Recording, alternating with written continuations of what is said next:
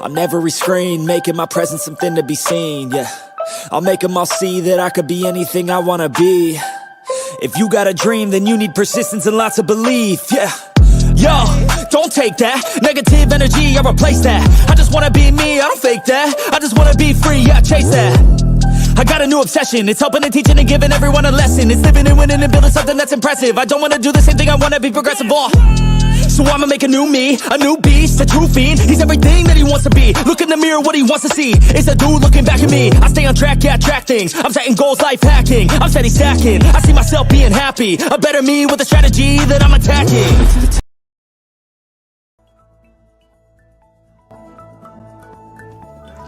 Hello everybody and welcome to Waylander Gaming. This is Waylander here with Malice X. Am I supposed to be saying the X in the Malice? It's just the Malice.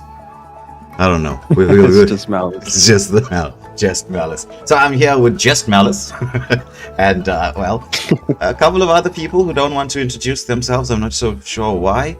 We have Nigel and Jasmine here, and then I think they don't want, or Jazz, I think it is for short. They decided that they don't want to speak and put the mics on mute. I don't know if you want to say hi to the viewers. Are they? Hey everyone, hope you're well. I'm just here in the background. I'm here for moral support. Thanks, bro. So this is the MSA Cup Invitational. We have an exciting match for us up.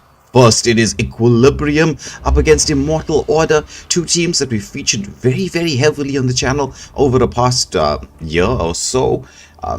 Expecting an exciting match. I know my co-caster here, Malice, might be a little bit biased.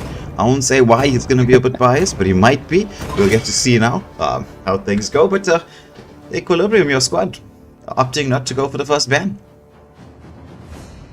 Oh, well, I'm gonna judge them already, man. But I'll keep the bias low, and I feel like they're doing this. We've been doing this a lot in ranked now, where we just do a no-ban strategy. I don't know if they're gonna do it here up on the big screen. It's gonna be insane, but I have a feeling Shady is the one initiating this idea. Yeah. Most probably. Let's see. If they don't ban now, then I think it's gonna be the no-ban strategy that they're going for. 100%, man. The Lu Yi ban. For the gram. Yeah, the Lu Yi ban. We would expect that. We have seen Equilibrium use the Lu Yi to great effect. Looks like it's not the no ban strategy. It's a CC ban coming out. Thankfully. Yeah. So thoughts on CC as a ban? Definitely a ban-worthy hero. Time to drop the beat of the flash. As I just get being picked up. That's nice. Alright, this is a little bit of a sub-story going on here. As we can see that Mlbb Chat is actually an ex-Equilibrium player, so just a little sub-story here, subplot for this particular game and matchup that we're gonna have here. If Mlbb Chat can ice his old friends here, it will be so interesting. Yeah, it's always nice when you have this little bit of a background, I say incentive. It's always nice to have some frenemies in the game. Velocity going for that Kalia pick very early. Kalia is a hero, well, if it's available, you don't really want to let her go to the hands of the enemy. And Immortal Order responding with Jake's on that Badang. Phoveus is still open as the hard counter to Badang, and it's definitely going to be a Badang on the XP position since Angelic Fury has picked up a Florin. Unless you expect to see this Florin mid. Do you think it's a Florin mid? That would be very interesting, but I don't see that too often. I doubt it's within the minds of Immortal Order to opt for that, but that would be really interesting to see, I can't lie. Yeah, as we were mentioning, Phoveus available, EQ sensing that it was going to be a Badang on the XP lane, so they're deciding to go for that hard counter in the Phoveus. Juju with the Kimmy pick. Kimmy right now extremely strong in the mid lane. It's that crazy wave clear speed that she has that allows her to make those quick rotations that we do know Equilibrium love. Mlbb Chad locking onto Hayabusa, so that's going to be a bit of a counter to the Kimmy and well, potentially any other MM pick. I think, is Chandler being shady? That's a nice name. Yeah, the name I cannot understand why he changed it to that. Chandler Bing. I don't even know. That's probably a some sort of reference to some show. I don't know. It's one of the characters from Sitcoms. yeah, called I Friends. assume. Oh yeah, it's Friends. Okay, man, I have not watched that. I cannot be bothered. Yeah, it's not your generation's thing, you know. Your generations came from Oh, before your no. time. Experience the youth. Bro, call me the child. Okay, I see how it is. Uncultured. My bad. My bad. Well, I'm old now, so you know, what are you gonna do? All right, so the bands coming out. Moskov was definitely a good band. With Shady being so excellent on that Moskov. The way he reads the game, gets himself into position, uses that massive split push potential of the Moskov and, well, the Spear of Destruction to get into team fights. Very, very well done. Muscle of iron.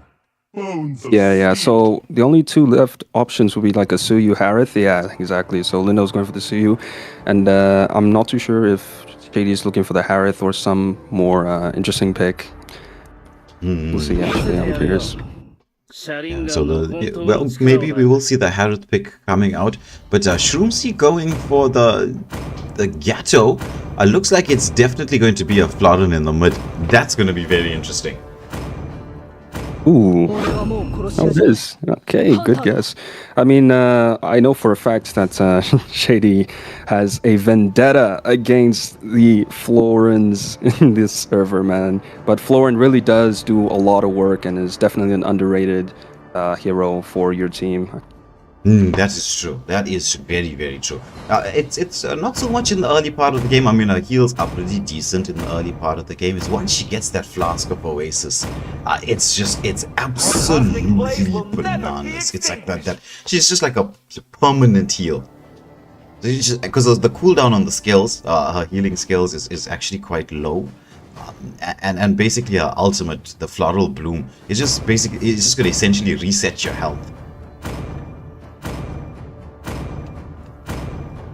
And so final pick for Immortal Order, Ghidorah going for Claude. So that gives them some backline dive and split push potential. Claude hasn't been in the meta as of quite a few seasons right now. But I always love to see a good Claude play. But as we wait for both teams to load in, I'm actually waiting for my screen to load in. And we're going to get into this first game. This is a best of 3, is it not? I'm pretty sure it's a best of 1 as far as I'm concerned. I don't know if we're done with the whole best of 1s from the previous game, but since we delayed the matches, I assume this one is also a best of 1. I will ask, actually. Okay, Sure it is, though.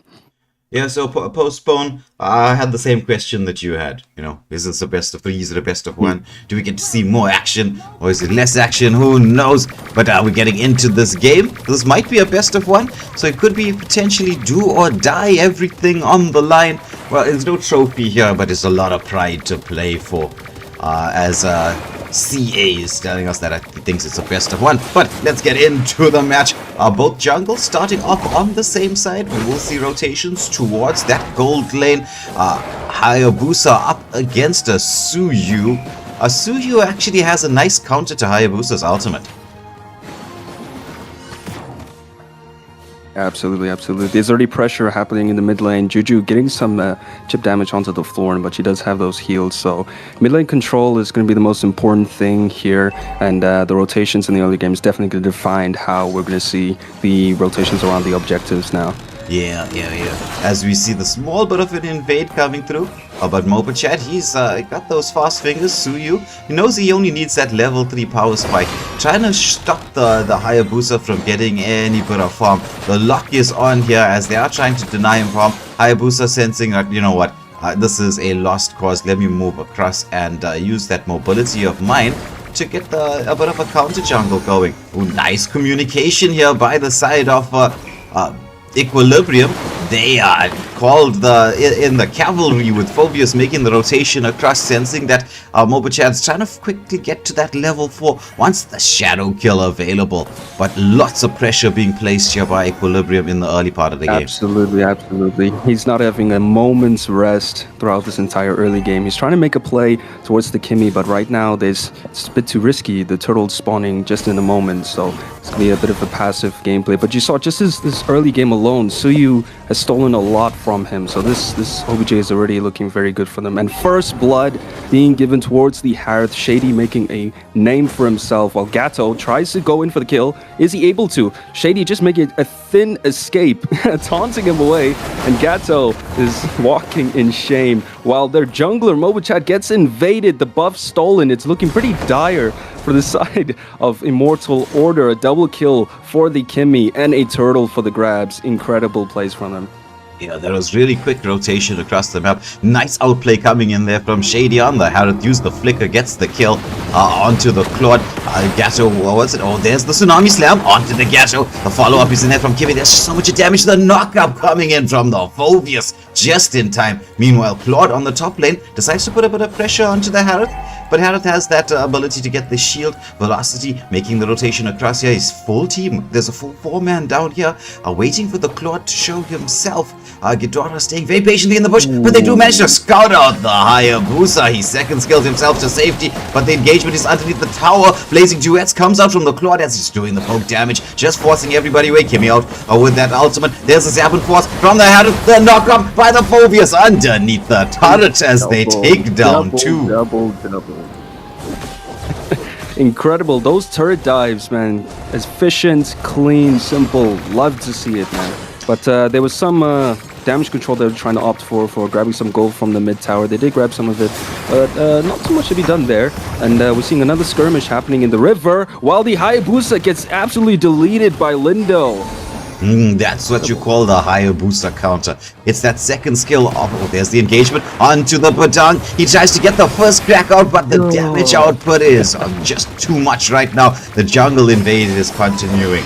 It's that when you get the shadow kill out, so you can basically second skill out of it. Not second skill, first skill, sorry. First skill or ultimate, if he times it just right. Actually, that was a very clean flicker from Velo for that pickup. RKO, I like to call it for these Kalia plays. It just looks like an RKO to me. Legit. But, yeah, always love to see it. These plays, man, Kalia is really problematic for a Hayabusa. And she's going back into the back line, knocking them up. Gato's trying to use the ultimate, gets committed, catches the Phobius. This is a 3v3, but Shroomzy is a little too low to continue the battle, and sustain is not there. But Mobichat trying to make something happen within the fray, but nothing could happen. Juju, within the tower, Kimmy showing why she is one of the best in the mid lane right now. Yeah, that poke damage with that insane mobility of hers makes her a very strong hero. The pressure now being placed onto the gold lane. Yeah, there's a shot coming in from Suyu, just slicing up there in the jungle. Meanwhile, there's an engagement here into the mid lane. It is 10-0 right now. Mobichat trying to find the right angle to get that dive in, but it's no real skills that will be available. It's a Gato who's there. Potential initiator. He doesn't have that avatar of Guardian up and running, as well as the Floral Bloom has been taken down. The first turret for the game, going to the way of Equilibrium in the gold lane. Gato once more, again trying to clear the lane, but all the skills coming out. He's trying to sustain through it. The Zabbin Force once more from Shady on that Harith underneath the turret, takes down Angelic Fury quite low. They are trying to push the mid wave in. Oh, nice engagement here by the Clear. Gets a Tsunami Slam, but couldn't get the full lock on onto Claude. He hits that Purify. He does use the Blazing Duets. Mobichat dancing around there in that shadow form, but he's gonna get chased down by the Harith. Couldn't get the shadow kill off in time. Incredible, man. It's honestly very interesting to see this, because I just see the mid lane towers already going down over here. But one thing to note is that I think they're taking advantage of the fact that there's no real magic damage that's coming in from Immortal Order, given that Thorn pick. And you can see even from their builds, they got some Dreadnoughts going, and they're really capitalizing on that physical items. And it's really starting to affect them throughout this entire game. But Velotizi going in for the backline dive. and trying to pick off the Hayabusa wasn't able to do that and dies from the turret damage. Juju commits the Winter Crown, but still gets taken down for the count. Not much they can do here. They are going to have to disengage and probably grab this turtle and reciprocate. Yeah, so this should be another turret being taken down here on the bot lane by Lindo. They have good map control right now, especially with the tier 2 turrets being taken down in the mid lane. So we will expect to see some rotations towards the jungle. You've got that map control, as I said. You've opened up the space. Should be able to go in. Harith has been marked there by the Hayabusa. Will the shadow kill come out? Not in time. The tsunami slam saving, almost saving the Harith. Just managed to get the shadow kill off as Mobchat picks up the kill onto Chandler Bing there. You want to trade blows with Shady, you're going to get hurt, and you're going to have a trade happening. One's going to go down one way or another, but that was a really clean play and save from Bellatese or attempt in that way. So that was really nice for them. Yeah, the wave push in the mid lane, very nicely done. Gets that mid lane shield down. The pressure is on for Immortal Order, though they do have quite a bit of team fight potential. If they can get that Badang to land the first crack, maybe get that. Does he have a flicker? Yeah, he's got the flicker first crack combination. If he can actually manage to land that and catch a couple of people, they could potentially change the course of the game right now. Difficult though it will be. They are. Oh, what is it? I got 8k gold behind. Yeah, that's an 8k. Well, we did see a 9k gold being. Ooh, they dive into Mobchat. An absolute good catch from the Tsunami Slam. Badang, though, comes in and gets the second skill into the fray, but the Shroomzy, when he commits into the fray, he was unable to taunt and was unable to stop them from actually attacking them. And they get melted. That's a 2-for-0 trade. Yeah, that was a nice first crack coming in there from the Badang. There's the engagement onto the floor, and once more, this should be mid lane turret being taken down. It's a 4, well, we should be a 5v5 battle around here. Once more, the Zaman Force comes out, the dance around, unstoppable, therefore, the Suyu, the shadow kill comes out. There's the Avatar of Guardian, catches on with the first crack, but this follow-up is not quite there. The Floral Bloom being committed once more. They just don't have the damage without Dora there, the marksman. I mean, it was a beautiful setup, but without the damage dealers being in position, there's nothing much you could do. Waves are being pushed in, could be game, set, match. Claude is back, does have the wave clear. Once more, had to try to dance down. They get the lock onto the base, and this should be it. Equilibrium take this in dominant fashion.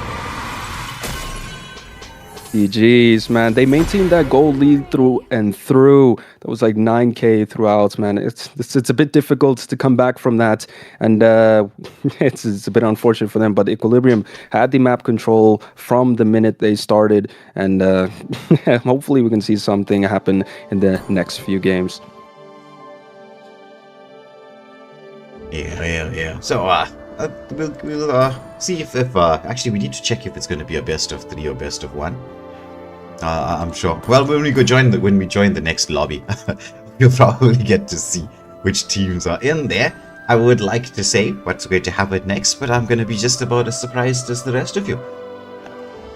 Just waiting for the next lobby to come up, and then we should be good to go. I mean, I'm in the lobby right now. I'm seeing EQ. All right, so this looks like it is a best of 3. So it it should be a best of 3. Is it a best of 3? Or are they moving on? Oh, is Equilibrium playing another team? I think they're playing another team. Could be.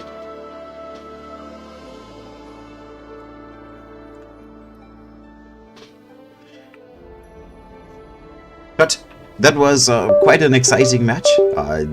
The drafting done by Equilibrium was quite on point, though I would say that Immortal Order had a very nice combination going for themselves. They just couldn't get it together and land the damage once they got that combo going. It was that Badang into the Avatar of Guardian a combo. I mean, it is a deadly one if it's done correctly. It's just you got to get the timing of it right. So if I was the side of Immortal Order, don't feel too bad about the loss. You know that you've got an idea of what you want to use as a combo play. It just requires a bit of practice, a bit of timing, get your communication on point, and then, well, each and every game, learning experience. Yeah, absolutely. Still waiting on the next set of teams.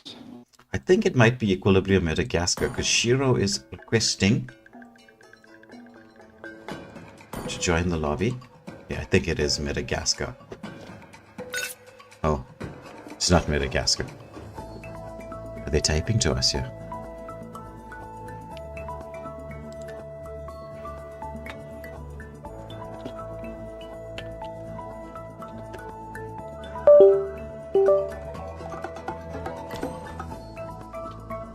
Alright, so while we wait... Oh, it's a second... Oh, it's Madagascar versus Endgame. Okay.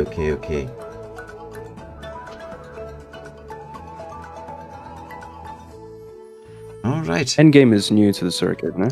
No, Endgame's actually been around for quite a while.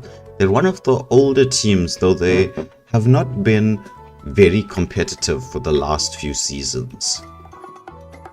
Let's see. Yeah, it's It's the first time hearing it from me. Yeah, it's the organizer of, or the of King of the Hill, Mr. Wick. That's his squad. So Mr. Wick may have been actually the very first person to set up tournaments for Mobile Legends in South Africa. That's some history. Okay. He's been around in the scene for quite some time. He is, I stand to be corrected, but he is the first organizer of anybody for Mobile Legends SA. So actually all of us who are currently now busy setting up streams and tournaments, etc., have a lot to thank him for. Pay our respects. Well, somebody had to be first, and he did a good job getting everything on the road. I mean, right now I was just seeing some messages from Nigel saying about the tournament lobby that's going to be available. So I know if you're new to all of this, you haven't really seen how the South African scene works with our lobby bans.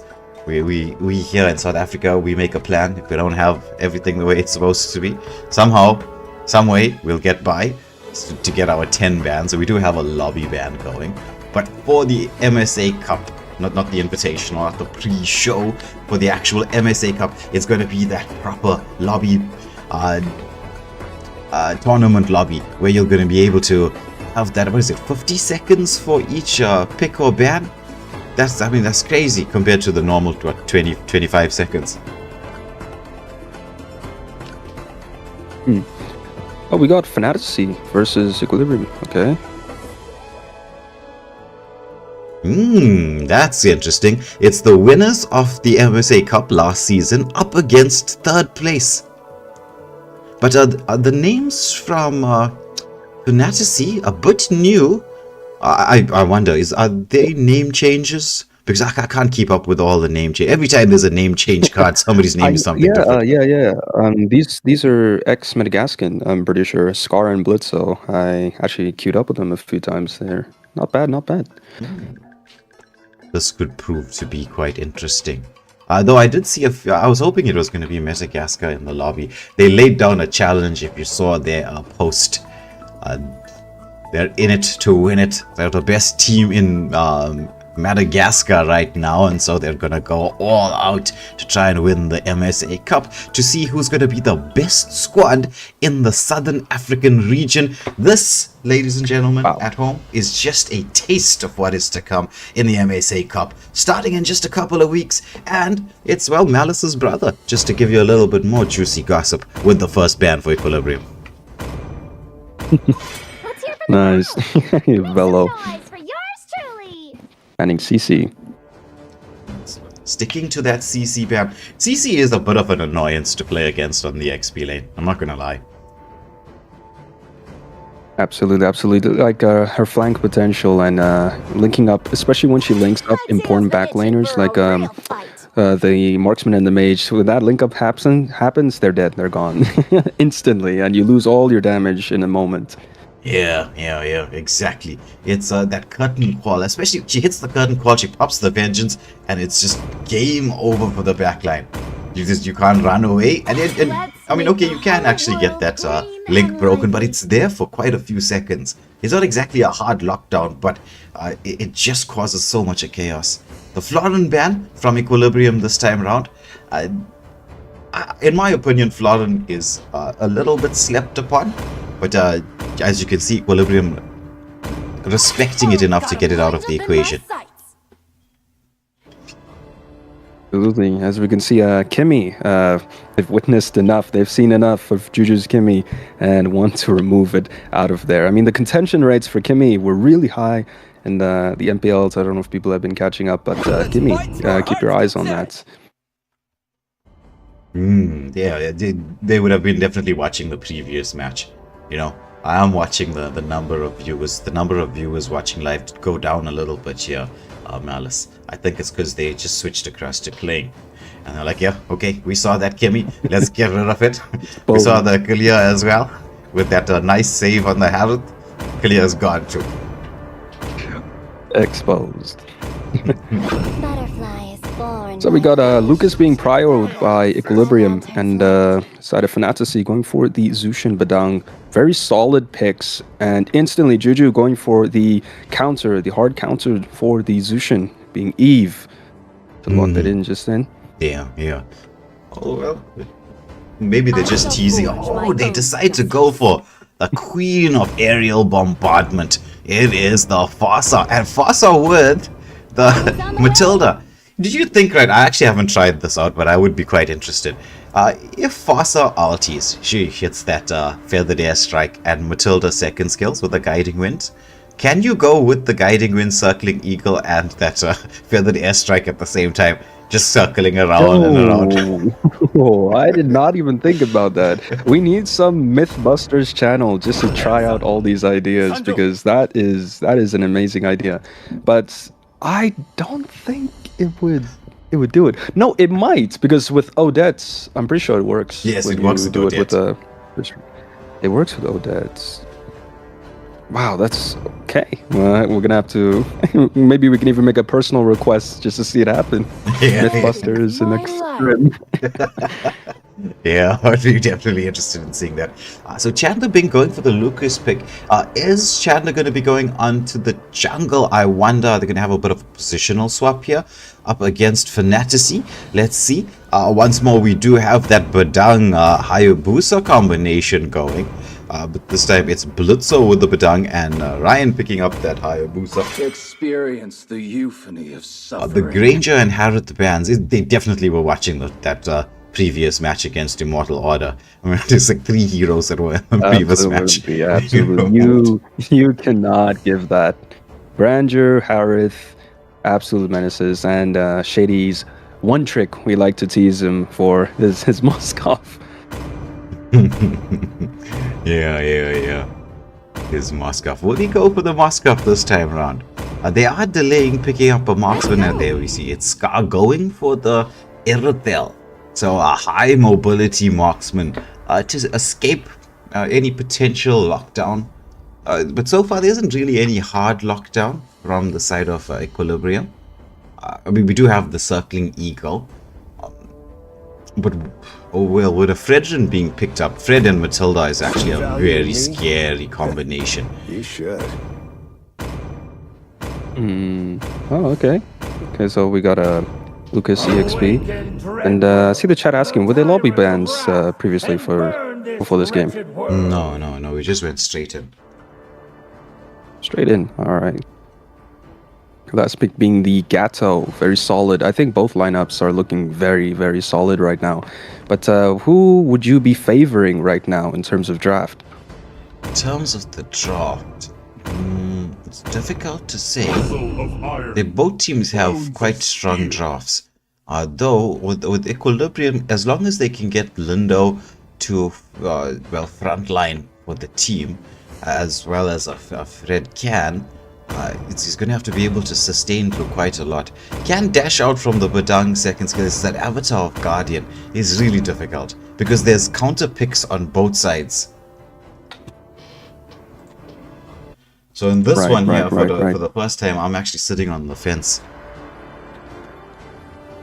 Absolutely, it all boils down to execution. No matter your draft, you can be having the best draft, but if you're a bronze player, if you're a warrior, you can't do much against a mythic. So execution is all it boils down to, and maybe executing properly the playstyles, because from the playstyle of Equilibrium, I'm seeing a lot of high damage in the early game, and the mid trio is going to be doing lot for the team. So if they can properly play that certain playstyle, they would definitely take this early game. Yes. Matilda, Fasa, and Fredrin. That would be a mid lane monster trio for an early game. Though Badang, Zushin, Hayabusa scales a little bit later compared to Fredrin. Obviously, it's an assassin versus a tank. But Zushin and, it's going to be the Gato on the roam. So Badang will be facing off against the Lucas in the XP lane. So Malus, what do you think about that matchup there? Who comes out on top, Lucas or Badang?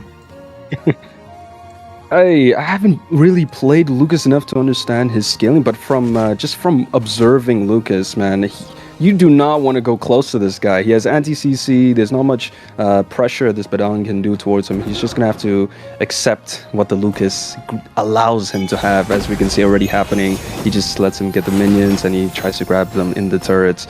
But that's what I'm thinking. Badang needs to take quite a bit and needs some assistance to take down this Lucas.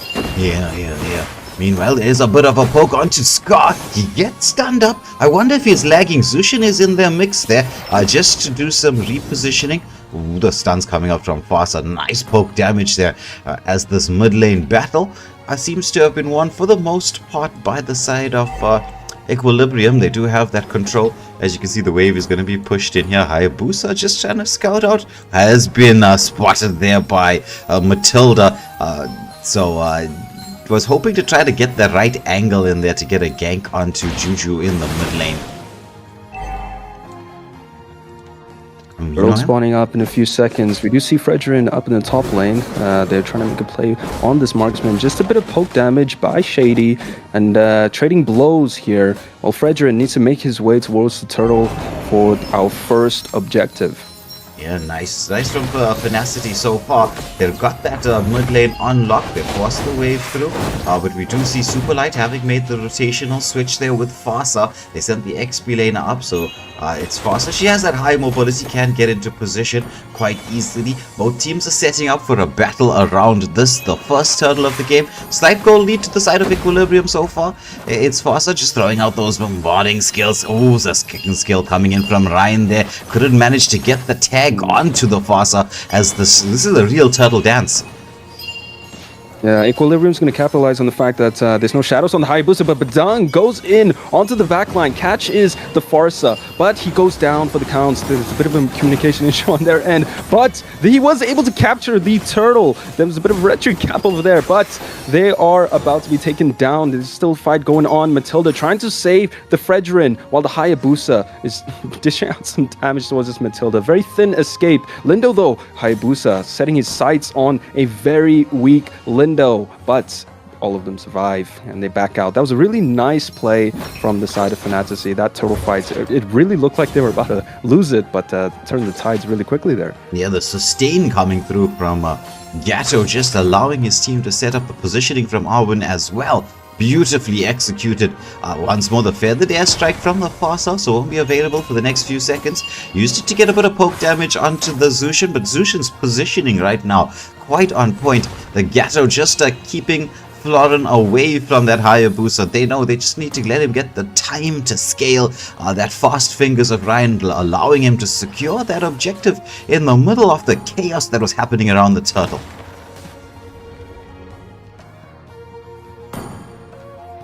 Look into the teams making their way towards the top lane and switching back to the mid lane. I think an ambush is bound to happen here with Juju. Just a bit of poke damage onto the Zushin. He commits fully with the feathered airstrike. Zushin ult out of it. I think that value is more than enough, but a bit unfortunate. He wasn't able to grab that kill for himself. But either way, Fantasy making a thin escape on that end. Yeah, the Crimson Lantern coming into play just in time, managing to escape the attentions of the Forcer. It is just around 20 seconds to the next objective. We will start to see both XP laners start to make the rotation all the way across. It's a full 5-man here in the mid lane. They're going for a bit of a rush play. They're underneath the turret. There's going to be the circling eagle onto the Badang here. Badang, he's trying to sustain, lands the first crack. He's going to get taken down. It's the Scar into the mix there, but it's not being able to sustain. The shadow kill comes out from the Hayabusa. Just doesn't manage to do enough damage. They did take down the velocity on the Matilda. It was a 2-for-1 exchange, but with the number advantage on the side of Equilibrium, I don't think they're going to go in for much of a contest. Though Hayabusa trying to find the angle. Frederick trying to get the lock in there. Or is it Lucas, sorry. But he's going to get poked back. And as he's forced to disengage and, well, make his way back towards the XP lane to control that.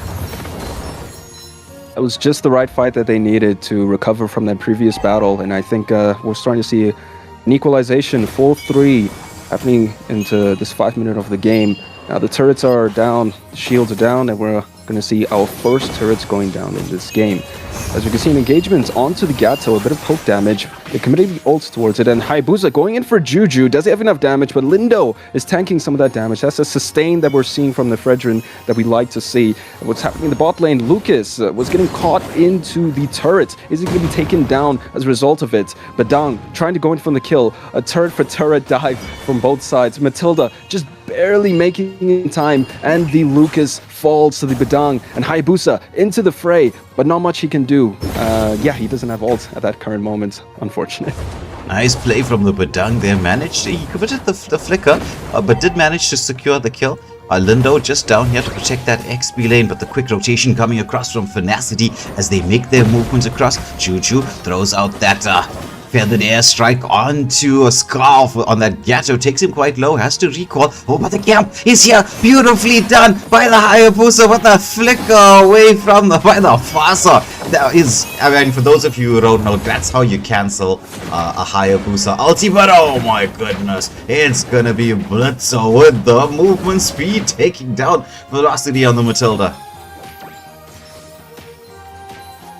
Like a bit of a slip up from the end of Juju. That bush check was a very risky one to make, but I mean, you can't always expect Hayabusa to be hiding in that bush. So that was really good positioning by Rin while the turtle spawns, and we're going to see Fantasy take some control, because we do see that all 5 of them are ready for this objective. It's going to be hard for Equilibrium to make their positioning around this, and you can see they're equalizing once more. This game is already looking very, very close.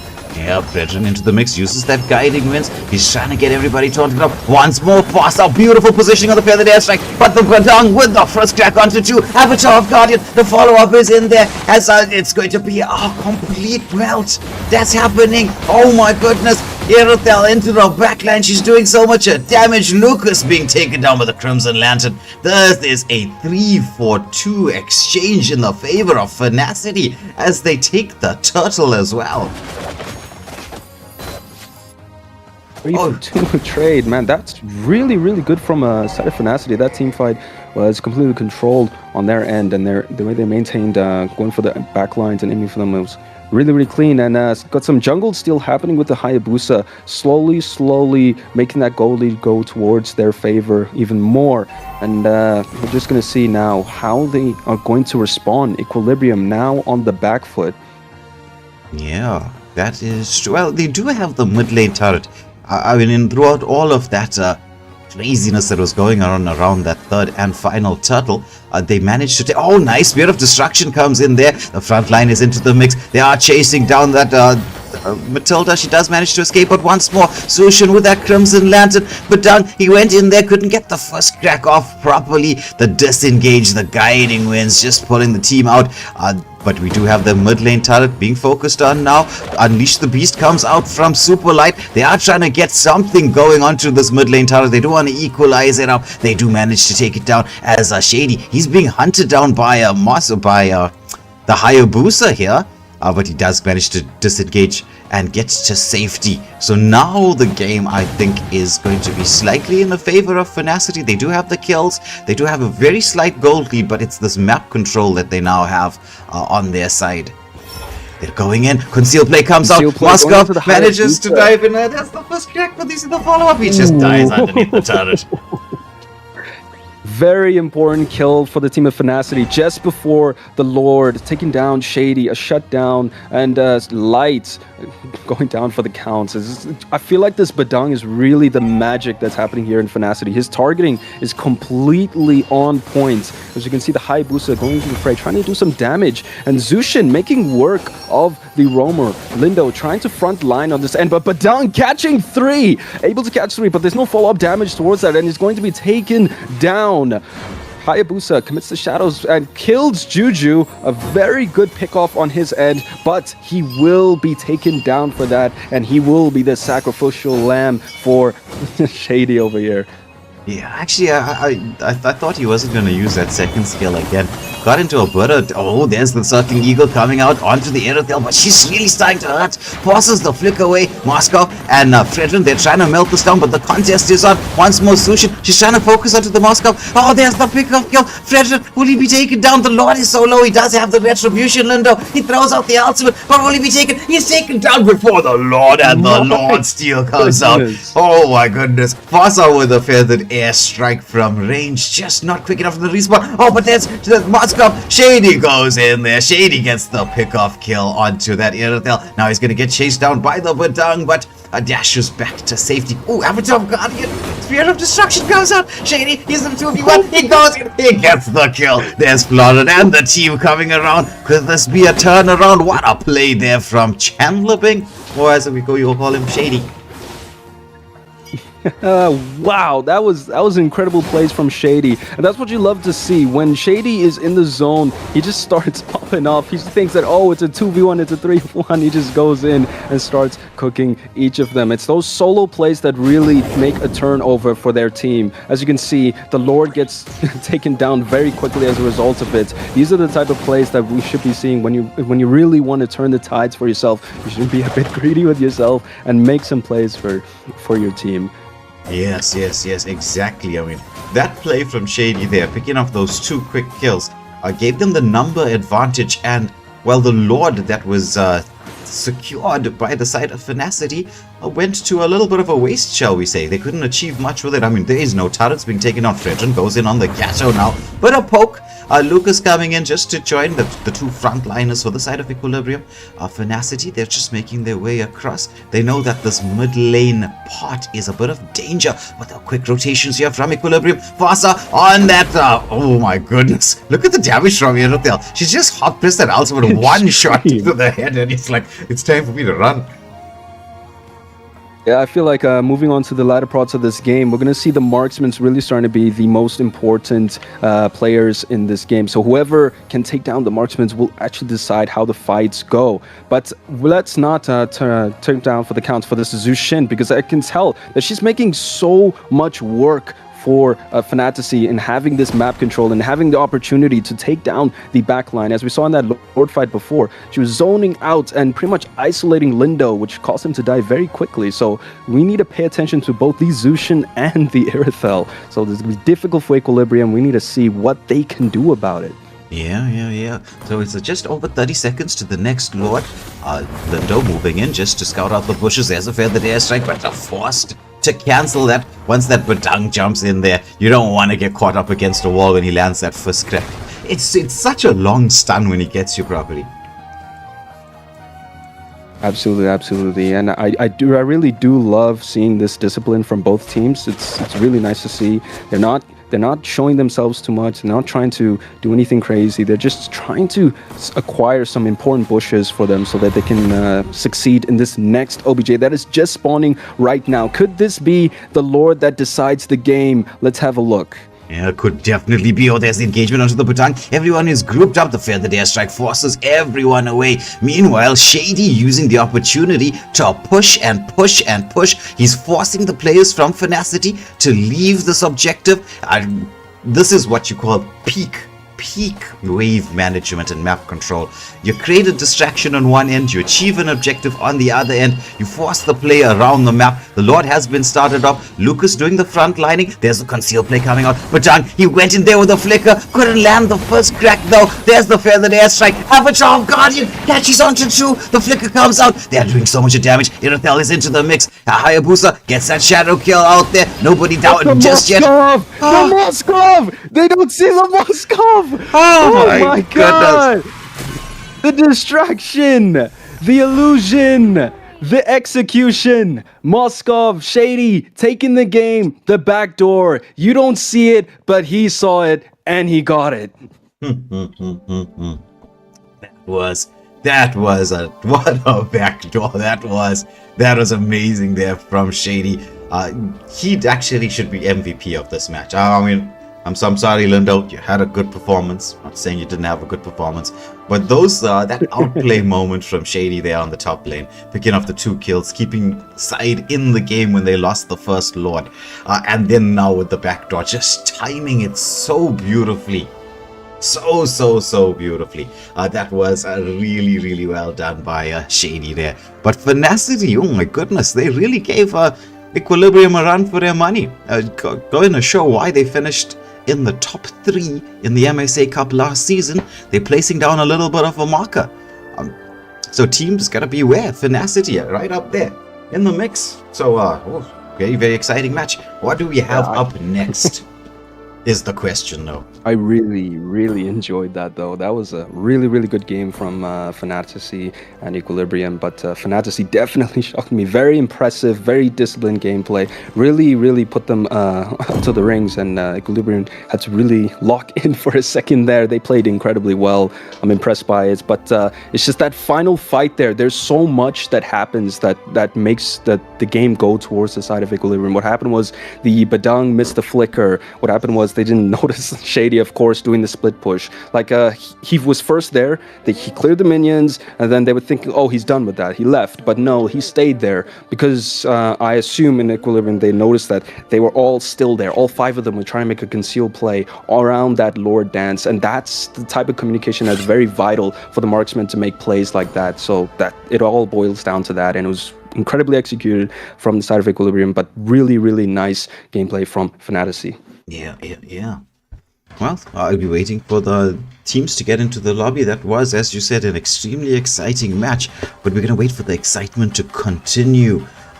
You know what? Are we saying who's going to be next, right? We should actually just go and click on WhatsApp and see what the schedule is. This is Malice and I being extremely lazy. I have to go and check. Absolutely. Where is the schedule anyway? Yeah, I'm also looking for where it is.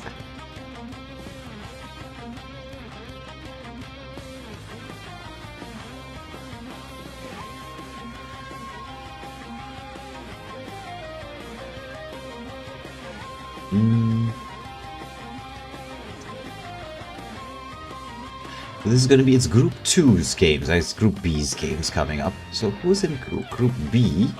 Well, it's Equilibrium, Immortal Order, Madagascar, Endgame, and Finacity. So we have seen Equilibrium face both Immortal Order and Finacity. Madagascar, I think, played Endgame, but that was off stream because we could only get the one stream going for today. In future, we will try to have multi-stream set up for the actual MSA Cup. This is just the Invitational. It's a warm-up. It's there to get everybody all excited and up and running, knowing what's gonna be happening. It's as you can see from this previous game, it's gonna be some very dramatic stuff, backdoor actions, and okay, I don't know whether I should be saying it like that, but anyway, a lot of fun stuff going to be going on. So we should be seeing, I think, possibly a Finacity versus Madagascar, because that's should be the next game. Ooh, that would be interesting.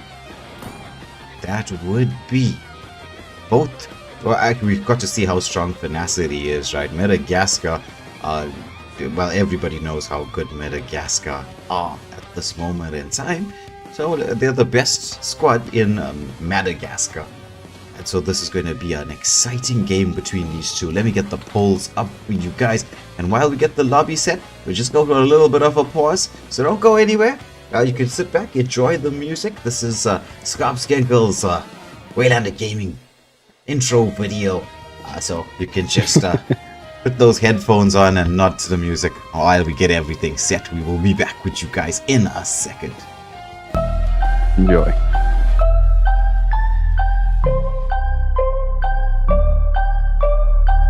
So I got a dream that I'm gonna be at the top of the scene. On every screen, making my presence something to be seen, yeah. I'll make them all see that I could be anything I wanna be. If you got a dream, then you need persistence and lots of belief, yeah. Yo, don't take that negative energy, I replace that. I just wanna be me, I don't fake that. I just wanna be free, yeah, chase that. I got a new obsession, it's helping and teaching and giving everyone a lesson. It's living and winning and building something that's impressive. I don't wanna do the same thing, I wanna be progressive, so I'ma make a new me, a new beast, a true fiend. He's everything that he wants to be. Look in the mirror, what he wants to see is a dude looking back at me. I stay on track, yeah, track things. I'm setting goals, life hacking. I'm steady stacking. I see myself being happy. A better me with a strategy that I'm attacking. Wait for the test and you know I'll ace that. Hit me in the face and I'm hitting right back. I enjoy the chase, so I'll stay on track, yeah. I enjoy the race, so I'll make that bag. Got a lot of dreams that I'll make come true. Got a lot of things that I wanna do. Got a lot of goals that I wanna prove. And there's not a lot of time, so I gotta make moves.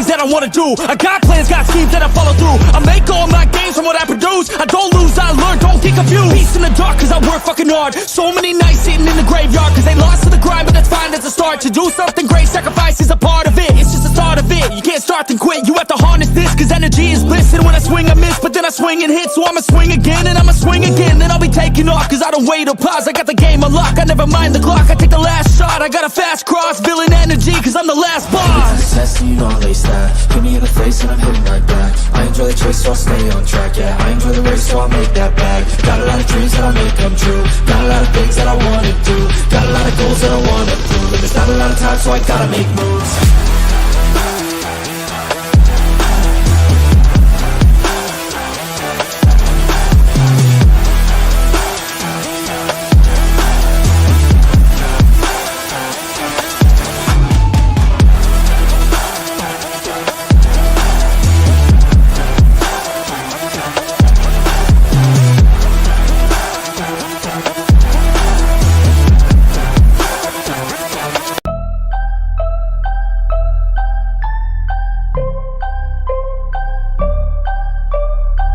So I got a dream that I'm gonna be at the top of the scene. On every screen, making my presence something to be seen, yeah. I'll make them all see that I could be anything I wanna be. If you got a dream, then you need persistence and lots of belief, yeah. Yo, don't take that negative energy, I replace that. I just wanna be me, I don't fake that. I just wanna be free, yeah, chase that.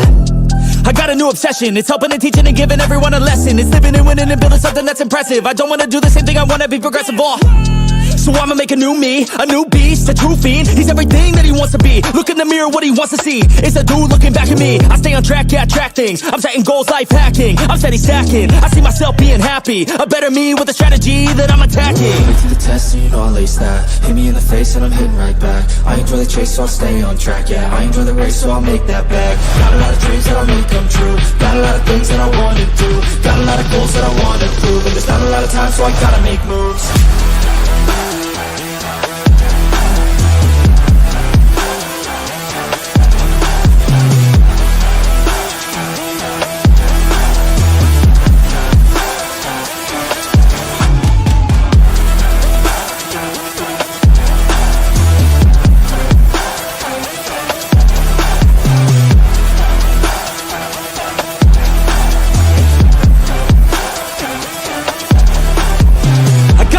got things that I wanna do. I got plans, got schemes that I follow through. I make all my gains from what I produce. I don't lose, I learn, don't get confused. Peace in the dark cause I work fucking hard. So many nights sitting in the graveyard cause they lost to the grind, but that's fine, that's a start. To do something great, sacrifice is a part of it. It's just the start of it. You can't start then quit, you have to harness this cause energy is bliss. And when I swing I miss, but then I swing and hit. So I'ma swing again and I'ma swing again. Then I'll be taking off cause I don't wait or pause. I got the game unlocked, I never mind the clock. I take the last shot, I got a fast cross. Villain energy cause I'm the last boss. Test, you know I lace that. Hit me in the face and I'm hitting like that. I enjoy the chase so I'll stay on track. Yeah, I enjoy the race so I'll make that bag. Got a lot of dreams that I'll make come true. Got a lot of things that I wanna do.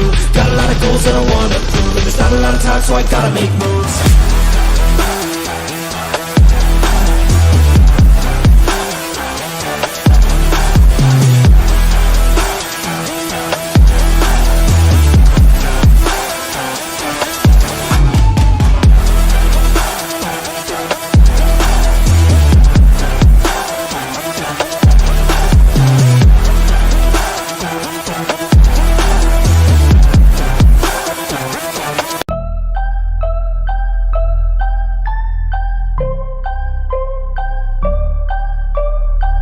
So I got a dream that I'm gonna be at the top of the scene.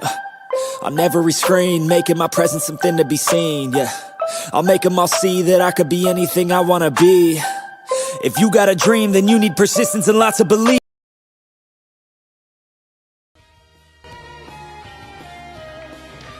Hello everybody, welcome back to the stream. We have Finacity, we have Madagascar in the house. This is gonna be a best of one, it's the do or die. And this time around, we're doing the lobby bans. It is myself, Waylander, joined by Malice in this MSA Cup Invitational. Let's see what the lobby bans are giving us.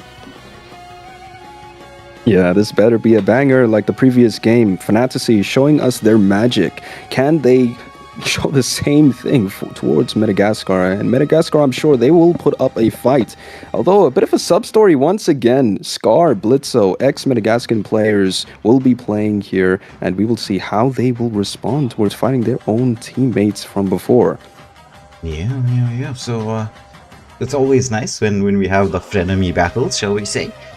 It's the CC and Joy coming out as the lobby bans for Finacity, and Madagascar going for Julian and Hayabusa. So CC, Joy, Julian, Hayabusa, the bans coming through. I'm sure everybody at home will remember that. Alarian be in the chat here. He's one of the usual members for Madagascar, but looks like he's going to be taking a bit of a break. Has been substituted out for this particular match. But into the game we go. Let's get to see how the actual banning will go in the drafting phase. Is Ryan with the first ban for Finacity. Yeah, once more, it's all about the draft, the bookwork. It's a bit sad, but you really need to do your homework. These bans, this drafting is vital towards winning the actual game. And I hope Fantasy has done their homework for Madagascar. They have a very interesting lineup that they always pick that is quite different compared to South African servers and South African teams. So I hope they did their homework and they can adjust towards this particular team. The immortal one chose every country at least has its own unique style of play. As we do see the Florin and Madagascar continuing with the jungle bans. Banning out the Suyu as well.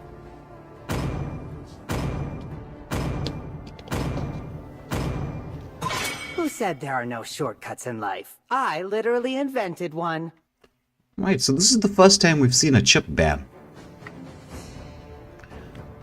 Yeah, it's a bit interesting. What do you think about like Chip kind of, how can I describe it, fading into obscurity? What do you think has happened to Chip? Because I don't think, as far as I'm concerned, there wasn't any major adjustment made towards him. It's just sort of like a mindset of the players that stopped him from being as relevant as he was before.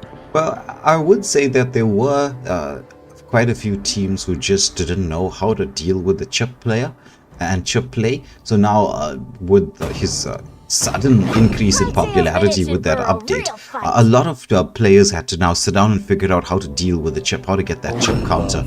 And so if you think about it, his ultimate is extremely good, but it's also extremely dangerous at the same time, because when you use it, you're kind of bunched up when you get in. That is absolutely true, and yeah, that definitely describes what happens to him, because we've seen previously in the games that happened yesterday that one chip ult turned into a full wipeout for his own teammates. So it's very risky, and you have to be really book smart with how you utilize your chip. You gotta get rid of heroes, or either pick heroes like your Badangs, your Gattos, because anything, or even a Camilla for that matter. Anything with that AoE lockdown is always going to be a problem. Muscle of iron, bones of steel. The picks coming through right now, it's Scar, Ran, Kazakage, and Ryan, with the Kalia, Gatto, Nolan. That's 3 very, very strong, very meta picks. They're going for like this with the Kalia and the Nolan. That's just some high mobility play.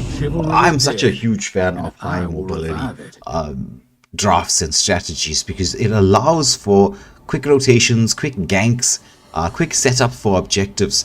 You'll notice in the emblem setup, like for instance, if Madagascar are paying attention to the fact that Finacity have such high mobility, you'd expect to see in their emblem setup picking up both Wilderness Blessing and Agility, sacrificing a little bit of the defensiveness just to be able to keep up with the rotation speed. Absolutely, absolutely. It's those micro sort of managements so that you can turn the tide towards your end as a result of whatever draft happens in the enemy team. That's also one of the advanced sort of book knowledges that you need to have within your library.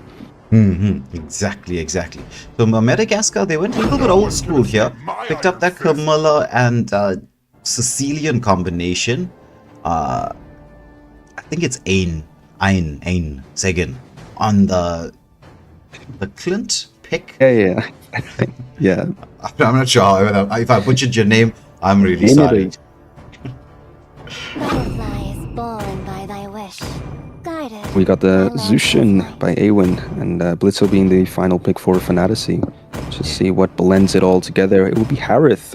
Very meta. Ooh, Grandeur. Even the Grandeur. I mean, these are very good picks from their end, and their draft is looking very juicy, shall I say. And on the side of Madagascar, like I said previously, man, they have their unique sort of picks towards their side, and I definitely see Carmilla being one of the favorites in the Madagascan circuits. I mean, they're pretty good at linking it up, and once that happens, you know, they can turn the tide of battle whenever they want.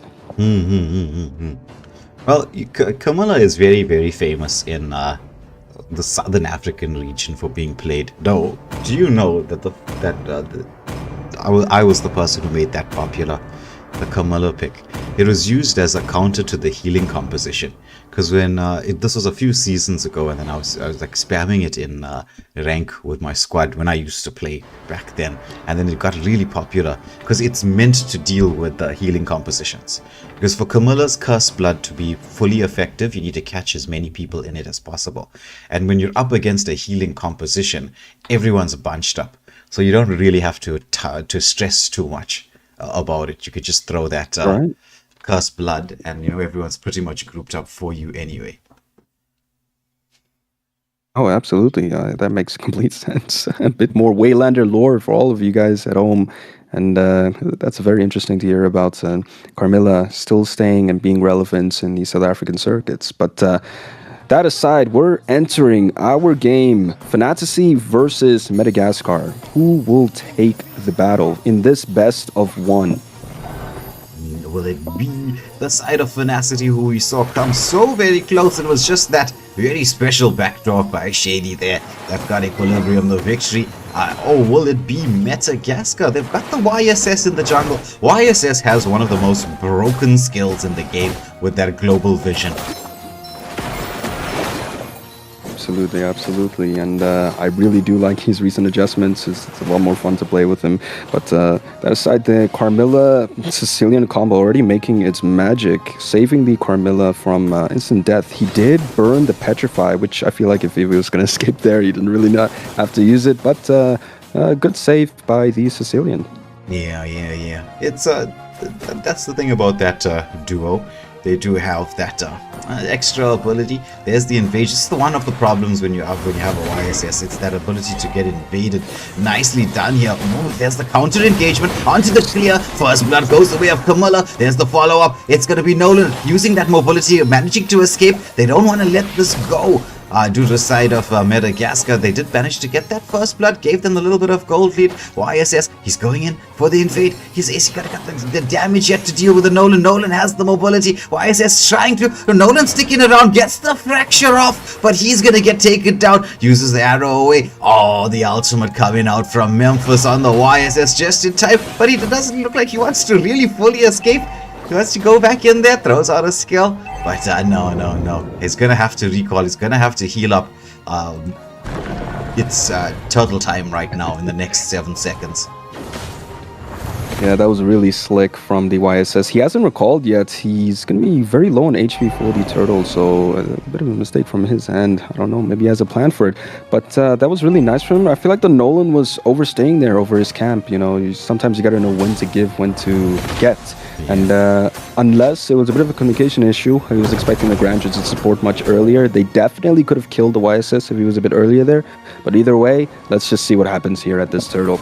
Yeah, well, Members did have his blue buff up at the time. So I think by taking the jungle creeps, as you can see, he's got quite a bit of help. Oh, Badang with the first attack onto the Zushin Avatar of Guardian, slightly off the mark. The Bat's Feast comes out from the Sicilian, but the turtle goes away with Koala. She lands the first blood. The second skill comes in from the Badang. He's seizing everybody up as Madagascar take down 5. They're chasing the Nolan into his jungle, but oh my goodness, the movement speed there from him just a little bit too fast. Madagascar on fire. They've got a late game composition, but they're playing like it. Absolutely, it's a bit shocking. I think this early domination, if they keep it going, the snowball is going to be incredibly difficult for Fantasy to recover from. As you said, these are some late game players, but Kalia showing some damage on towards this Clint, and he's forced to flicker out of it. He's still trying to get those minions, still trying to get that gold and try not to lose and fall behind. And Fantasy are forced to back out from that, Clint barely surviving. Yeah, nice positioning here from Memphis. He wants to go in, gets a bit of poke damage onto the Zushin, but respects that lantern. Doesn't want to get displaced too early. As they're making their way back across, has been scouted out there by the Kalia as Blitzo senses that he's in a bit of danger. YSS wants to go for the turret dive. He's waiting for Kamala to come in. She's got the stun out. They managed to get the Granger underneath the turret. He's so low. Oh my goodness. Bob and weave. Oh my goodness. Oh, unfortunate. That would have been beautiful. Oh my goodness. Also, I noticed one thing. This Sicilian's going for that Dreadnought build very early on. He wants to sustain and survive the burst damage from the Nolan, which, what do you think about that? Going for those sub-builds just for survivability and sacrificing your damage, per se? I'm a huge fan of going for the more defensive style of play, because the thing is, right, the game has been old as Kalia manages to get out of the second skill of Badang. The style of play now has changed with Moonton trying to, with every update, they're forcing everyone to try to end the game quickly. They don't want it to be a battle of attrition. They don't want it to go like where you're gonna get your full build and items up and running. So having these small little items here that gives you just that little bit of a amount of sustain could be the difference between winning and losing. There's the Avatar of Guardian, manages to catch on with the Tsunami Slam as the follow-up onto the YSS. Badang with the first crack into the mix, but Nolan secures the turtle. Badang sets up for the team. The Bat's Feast comes out as we see YSS going in with the Kamala. Once more the Badang with the sit. Oh my goodness, it's 4 down. Sushin just escaping with a sliver of HP. This should be mid lane turret. Shiny take a bow. Wow, honestly, that was really clean. I really thought YSS was down for the count from that incredibly impressive catch-up that they did with the Gato, the Avatar Guardian, and the clear combo, but the damage just wasn't there. They just needed that last bit of assistance. But the turn of the tide really happened there with the Badang coming in clutch with the catches on his second skill, and really good engagement from the side of Madagascar. As you can see on the top lane, Gato getting engaged upon. Will he commit the Avatar Guardian? Yes, he will, just to escape and save himself, but this top tower is still looking like a prime target for Madagascar. Yeah. That is true. If they can get that Cursed Blood to land with the first crack, I mean, that continuous stuns can keep you locked down with the, because it'll be transferred, well, some of it across that the Cursed Blood, so it can be transferred for quite some time. It can really lock a team down. So they have to be careful, the side of Finacity. The gold lead very firmly. It's almost a 3k gold lead in the favor of Madagascar right now. There's a bit of poke onto the clear, but no real harm being done. The engagement onto the Zushin. YSS trying to go in there. Sicilian does pop the Bat's Feast, but no real harm being done to either team as we're heading towards the third and final turtle of the match. Yeah, absolutely. Currently 110 and the 7-minute mark with some engagement into the mid lane in the river. The Sicilian gets taken down by the Kalia. The Cursed Blood gets committed and the damage starts coming in from the Clint. This is the turn of the tide in this fight, and Nolan just barely escaping Grandeur into the fray, dealing some serious damage, and Shiny forced to commit the flicker, and that ends it off. And this objective looks a bit free for Fantasy to just make something happen here. Yeah. So that's a 3-for-1 exchange going the way of Finacity. They're not opting to rush for that turtle just yet. They are making the movement across here as Clint is just zoning everyone away, waiting for his team to respawn. Wants to get that gold lane protected once more. Granger and Nolan and Kalia making the movement across. He does have the flicker, taking a bit of poke damage here, being quite brave on the Clint. Once you get the pass, oh, Kalia comes in. Beautiful second skill from the Clint. Meanwhile, the engagement onto the Nolan. He uses a fracture beautifully to escape there, but now the counter engages on the Bat's Feast that come out. Oh, they take down Kalia. One swipe from the Sicilian is starting to hurt, but it's going to be the YSS into the mix. He takes down Blitzo. And through all of this, Turtle has changed to Lord. Madagascar with the 2 pick-off kills, now in pole position to take the first Lord of the game. Absolutely incredible from there, and I think that was really nice from the Sicilian Carmilla combo. He just hopped onto the Sicilian, and then the Carmilla hopped all the way in front to stun that Grandeur and lock him into place for that secured kill, and it was really clean from their end, and that gave them a very easy Lord for them. This is looking very nice for Madagascar moving into this middle part of the game. Camilla and Badung. Camilla, she's always going to have a hard time up against the Zushin. Absolutely. This Carmilla is starting to do some serious work here, and Fantasy need to really adjust their playstyle to just go in accordance to this. But I really think this Badang is being a serious nuisance for them, zoning them out for that top lane. That's a secure top lane turret for them. And we can see the Carmilla sticking with the Clint, as he should, and they have their sights on this bottom turret. Lord pushing in onto the mid lane. That's going to be bursted down in a moment here, but the turrets that are falling one by one, and the lead is slowly growing more and more towards Madagascar. Yeah, they managed to take down a tier 2 turret on the top lane. Camilla goes in, lands the Cursed Blood onto 2.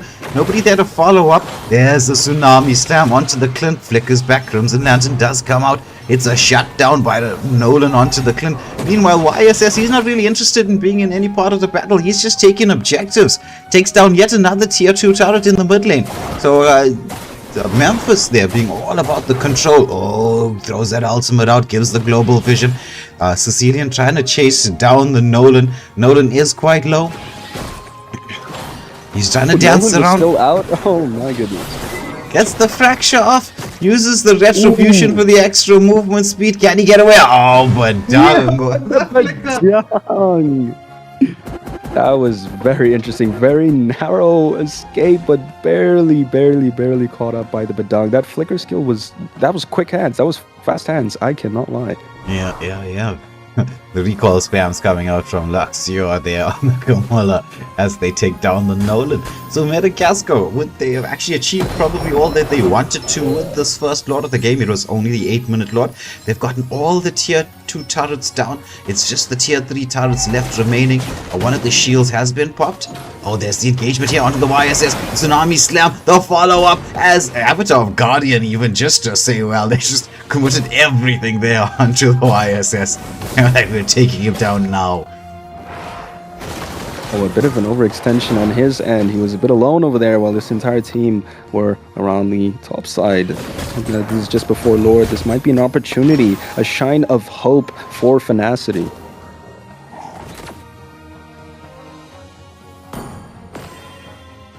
Yeah. So we're down to...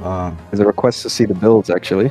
Yeah, I just had it up on screen a second ago. We will get this up again if you want interested in seeing what everybody is building towards, as the second Lord of the game is up. It's not quite the 12-minute mark yet, though the Lord will still have the ability to do the charge as it always has now since the, I think, what is it, about 2 updates ago? Right, yeah.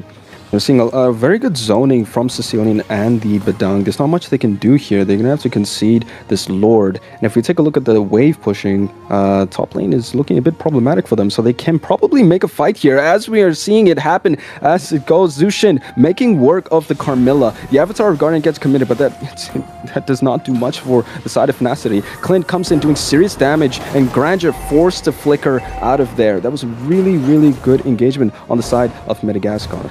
Yeah.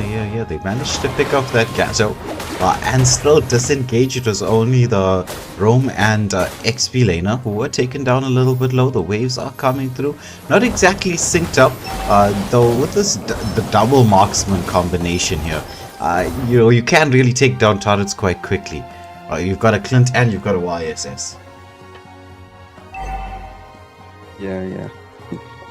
Top lane, Lord about to crash in, and we're going to see the most important part of the game, which is defense. One of the most important parts of the game. Let's see how Finacity, I keep messing up this name, but we'll see how they work around this Lord play, as we see an engagement happening in the top lane, and Scar trying to make work and trying to find an opportunity to catch someone off guard, but nothing happened. 2 turrets are about to go down, and Madagascar are about to make their clamp on towards the base. The Carmilla commits the Curse of Blood, and the Avatar of Guardian gets committed. Kalia with a 4-man hit, and Sicilian getting taken down. This is looking pretty good for Finacity, and the Avatar of Guardian being committed by Gato, but it's not enough, and he gets taken down instantly.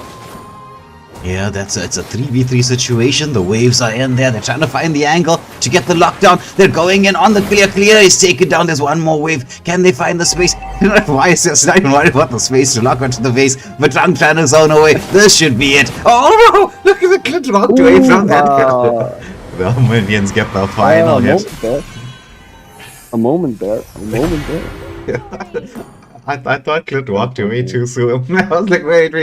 There's one more hit, and then YSS could take it down. It was funny at the end. But well played to Madagascar.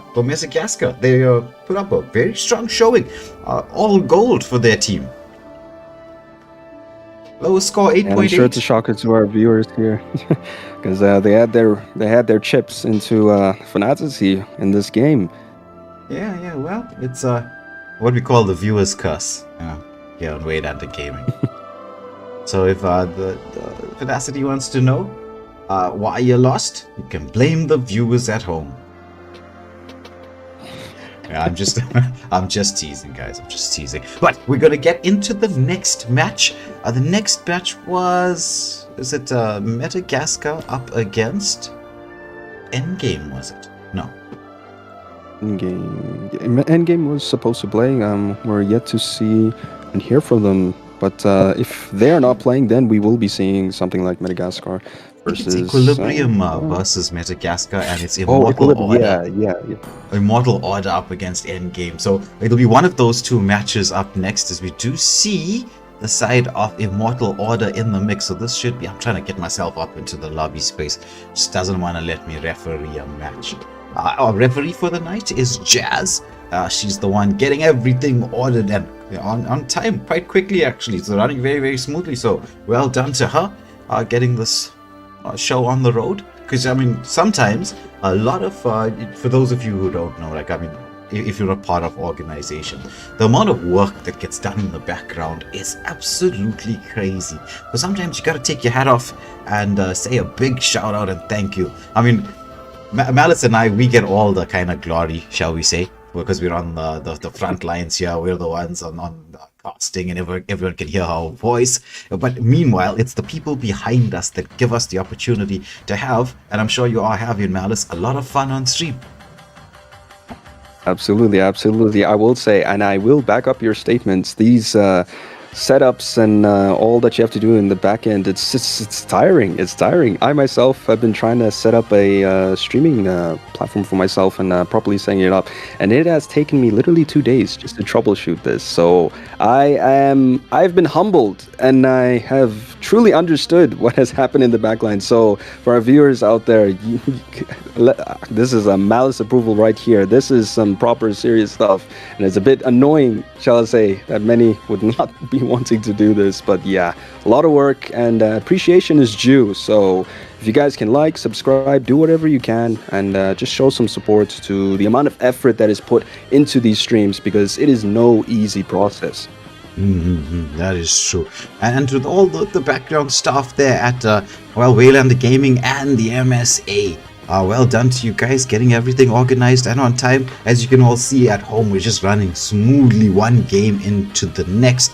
Players are ready, they're all excited, they want to showcase what they can do. It's Immortal Order up against Madagascar. This is going to be tasty. It's going to be Mlbb Chad, Shroomsy Angelic Fury, Crackdust Crusader, Jakes are going to be taking on Shiny Shiro, possibly Memphis back in the mix. We will see, because Madagascar, they do like to swap out a lot. Maybe we'll get to see Larry NB from the chat. He is one of the stars there at Madagascar. Maybe we'll get to see him shine in this next match as we wait for everyone to load into the lobby. Let me get that poll up for you so you can put another curse on somebody.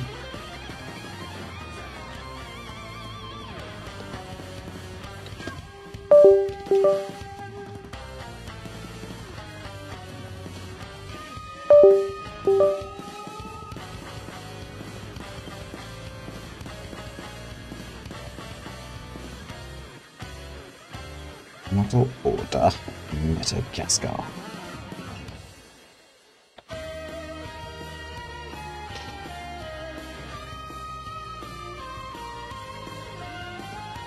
Alright, the lobby slowly filling in. This will be, for you viewers at home, the penultimate game of the evening.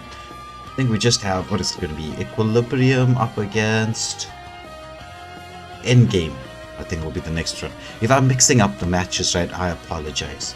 I'm making my own matchups here. And the organizers can swear me about that later. I'm making my own matches.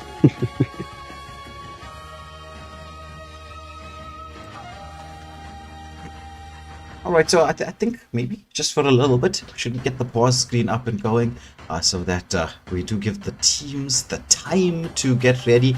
Though Shroomsy, he just wants to give us his lobby bands, just wants to say what's going on. It's the Matilda and Sicilian bands coming out from Immortal Order.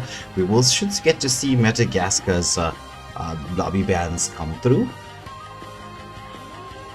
Oh wow, they actually, they adjusted towards the Madagascar circuit picks, and Carmilla, Sicilian Matilda. Sicilian is definitely one of the ones that they love. So that's one of the major picks taken down for the counts. But I wonder if they're gonna respect the Carmilla. I don't know if they were watching the previous game, but it's definitely scary. Actually, it's Madagascar, and Sicilian is ultra popular in the North African region. Because it was Seppi and we did some casting for the ACGL. They were hosting Carry First African Cup. It was quite a big tournament. The North African teams, to be fair, across the entire of Africa, the North African teams are the strongest in our continent. You're looking at Egypt, Tunisia, Morocco, very, very, very strong side. So we got to see them in action. They do love a good Sicilian pick. Their meta is very strong. Their meta is actually very similar to the Southeast Asian server. Though obviously Southeast Asian teams are just so far above everybody else. It's unreal. But they really are quite strong. Yeah. I've actually done my homework. I've watched some games from those particular countries, and their teams are definitely scary matches to be facing up against, and their meta is definitely on points, their drafting, and the playstyle, the execution, it's something that I'm sure our viewers should also take a look into and see how they play. It's really, really good if you want to start improving. Okay. Oh yeah, okay, Nigel actually sent me the, now I'm looking at my messages properly, Nigel actually sent me a full list of games. Oh, okay, cool. So it's Equilibrium Right, great. Endgame will be the one next. It's Immortal Order up against Madagascar. Alright, great. Was Crackdust in the previous games? We did Immortal Order as the first one. No, he wasn't. Was it someone else? Yeah, he wasn't. Yeah, who was it? Ghidorah. That was the gold laner for Immortal Order. Okay, that's interesting. But Crackdust, I believe, is a jungle main, so I wonder what adjustment is being made here. I think... We'll get to see. Chad was jungling, so I wonder who's going to take. Well, he was in a squad of mine. You know, if I think about it, right, so how many players have been in a squad of mine at some point in time? It's unbelievable. That is true, man. That squad is just extreme history.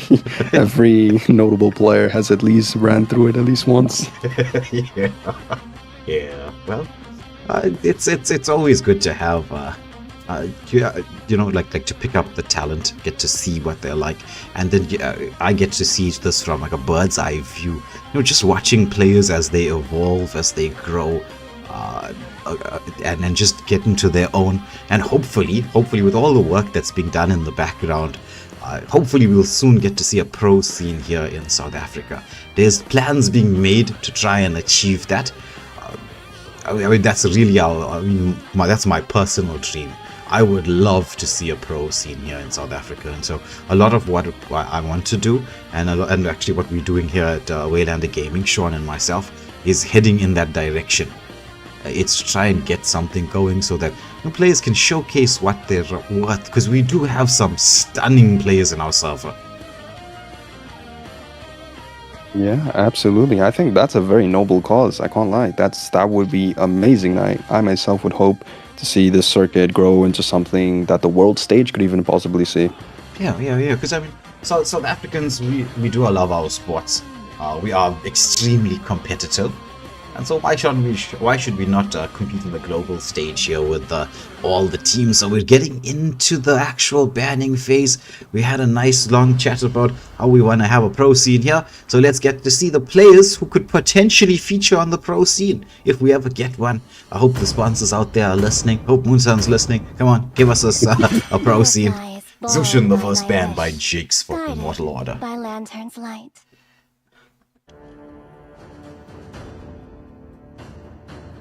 Made their observations of the previous game that Zushin and the map control is just something to take note of, and not something you want to be giving towards the enemy. Especially if you're gonna play roams like a Gato, like a Chip even, or well, any one of those slightly tankier, slightly slower in terms of mobility heroes, because she causes so much of problems.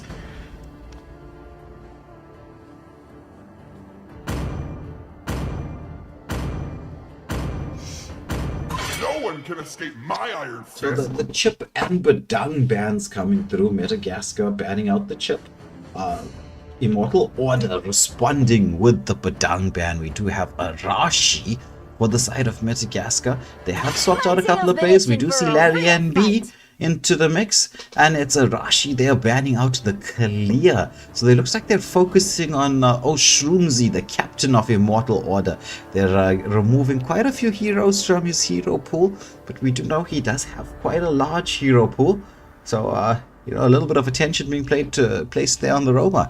And speaking of that Roma, Oshroomzy with the first pick for the side of Immortal Order. Will he want to lock down onto a roam?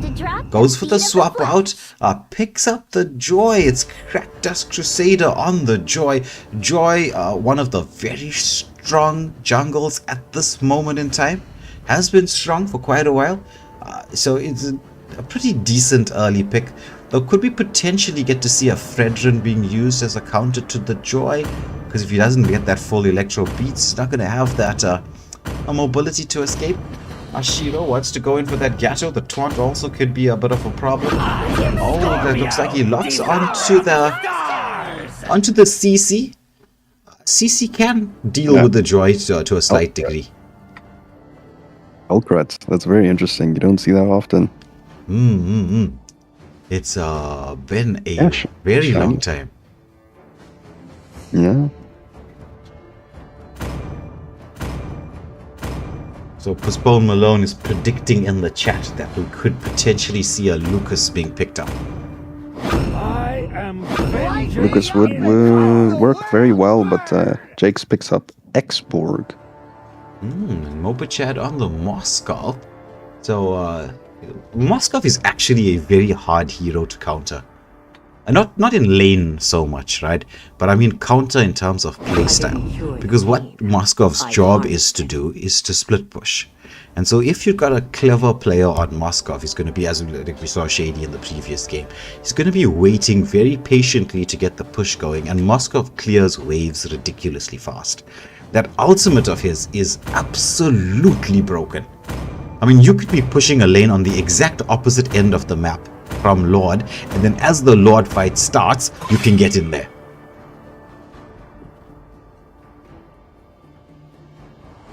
Yeah, absolutely, man. I've seen a lot of plays, a lot of clutch Moskov plays whenever the Lord fight happens, and whenever it's at its climax. Whenever that Moskov enters the fight, it changes the tide instantly. We see that a lot with in MPL, Kelra, Oheb, and all of them. Whenever they're playing, when you see the Moskov all go in, you're thinking, my goodness, something's about it. Yeah, exactly. It's just like, maybe it's I'll put this question out to you, the viewers at home. How do you deal with a Moskov? Not 1v1 in lane, but the strategy that we just mentioned. How Moskov is being used. What would you, in a 5-man situation, try to use to deal with that extremely difficult to counter strat that he gives you? Larry NB going for the Valentina pick. There is a couple of tasty ultimates to steal. Oh, look at that old school there from Immortal Order, going for the Tigreal Vexana combo. Tigreal Vexana Xborg can be very, very devastating. Makes me wonder who's leading into the drafts for Immortal Order. I'm placing my chips on the Mobachad, and he's probably having some fun with this lineup here, which is looking pretty decent. I think the layering is going to be very interesting to see, but Madagascar is also looking pretty solid here, minus the Hellcrat, but we'll see how the Hellcrat cooks. But yeah, I really like the Valentina. I feel like the Valentina is going to do some serious damage. Yeah. Valentina was quite a good pick from the side of Madagascar. It's got some tasty ultimates to pick up here. You've got the Lost Insanity from the Xborg. You've got the Eternal Guardian from the Vexana. You've got the Implosion from the Tigreal. Electro Beats from Joy. Spear of Destruction from Moskov. There's quite a few ultimates there to select from. Though I think she will be focused. Is this a Vexana with Execute? No. That's a flicker. The Vex. Oh, it is a. Oh, wow. Okay.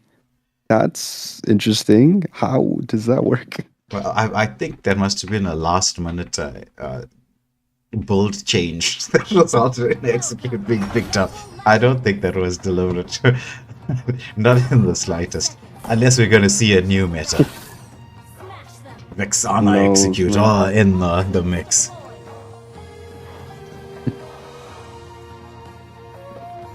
So once more, both the jungles starting off on the same side, though CC going for the wave cut here, Shiro, using that high mobility to clear the wave, give a bit of vision, maybe cause a little bit of chaos in there with the Joy in the jungle.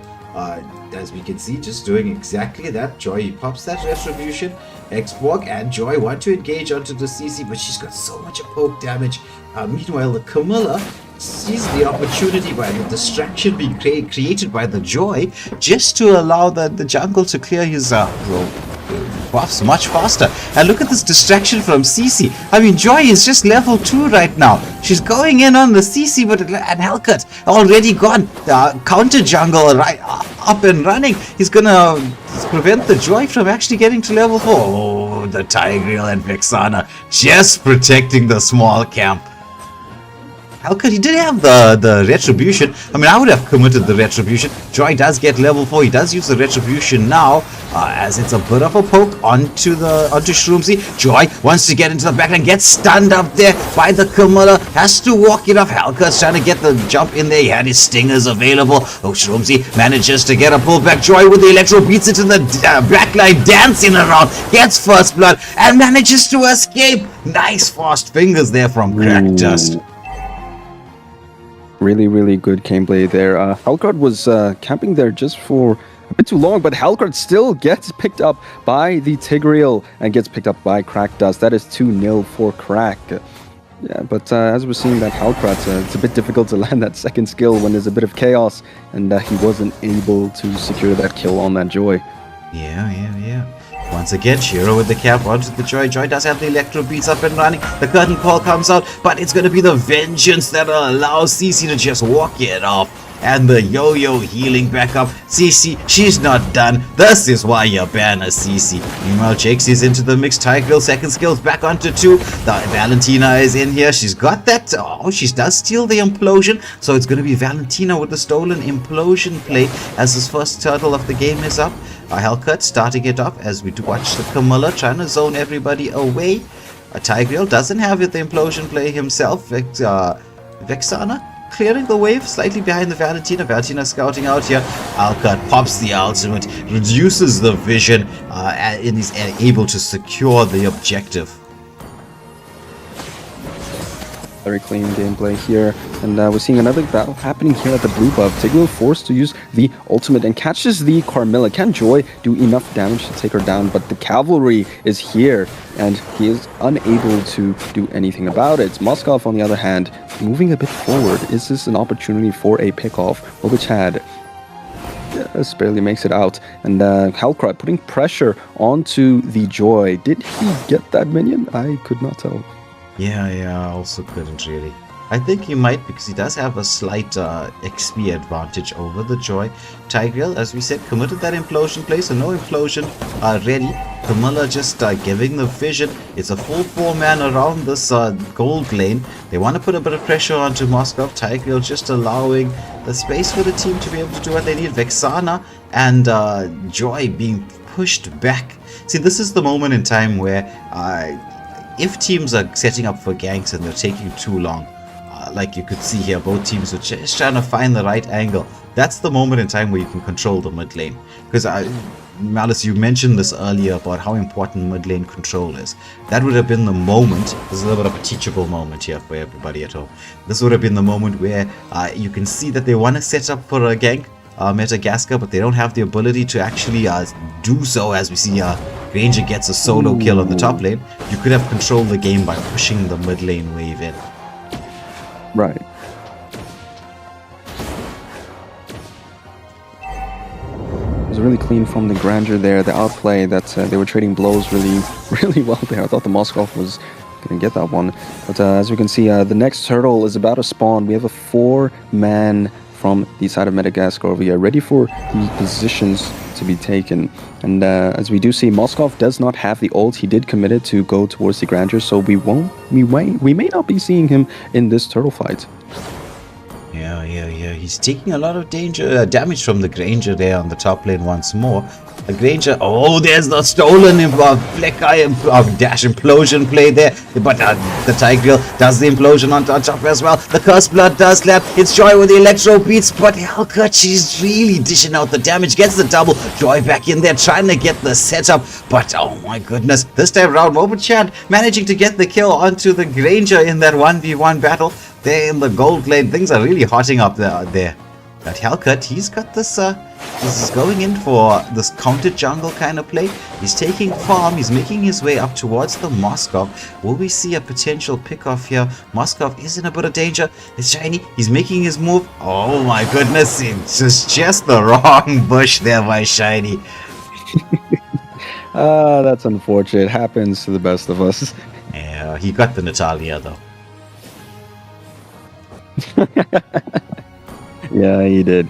As you can see, the turtle, they do realize that Hellcat is in the top lane, so they will be starting to engage on this turtle. Maybe they should start rushing it a bit, because Hellcat is starting to make his way over here. But we do see the CC making a bit of an interesting position here, coming from the back line. Then the Hellcat commits the ultimate, and the steal! The steal comes in from the side of Madagascar, very clean from the side of Madagascar. The Curse of Blood gets committed by the Carmilla, and takes out the Vexana and the Tigreal down for the count. A combination that was lovely from their side, while Larry commits the ultimate of Export just to deal that final blow and get that mid lane turret. This is starting to look very good for the side of Madagascar. Yeah. The stolen lost insanity as well from the Valentina. We're just watching the gold lane. At the same time, the jungle invade is on.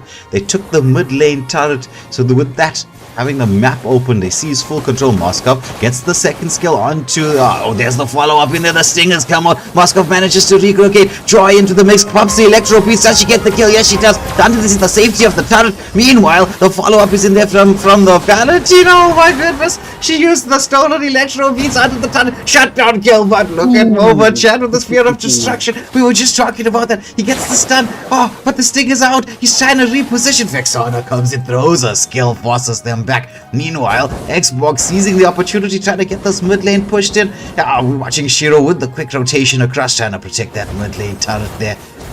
Because we had two of the wagons were in the mix. Maybe Xbox could have actually went for a little bit of aggressive play there. What do you think? Yeah, absolutely. I mean, he has the sustain, he has the damage. He could have done some work there. But he is getting locked down by the Carmilla and the CC. Will it be enough to take him down completely? He commits the ultimate and is looking a bit still juicy. So I wonder if Carmilla's going to make her stay over here. But as we see in the mid lane, the Joy committed the ultimates onto Larry. And will he be caught up by the Hellcrux? Just, ooh, an incredible stun and rotation by the Carmilla just in time to stop him from his grand escape. That was looking very, very nice from the side of Madagascar. As we see them locked down on this bottom turret, Xborg shield down, too weak to handle the damage from the Hellcrux. I'm actually kind of impressed by this rotation by the Hellcrux, like the speed, the movement speed. It's really making him make some pretty decent plays. So I'm starting to respect it. Yeah, he does have that, it's like he gets a movement speed buff when he has these passive procs. So he does have very, very fast movement speed.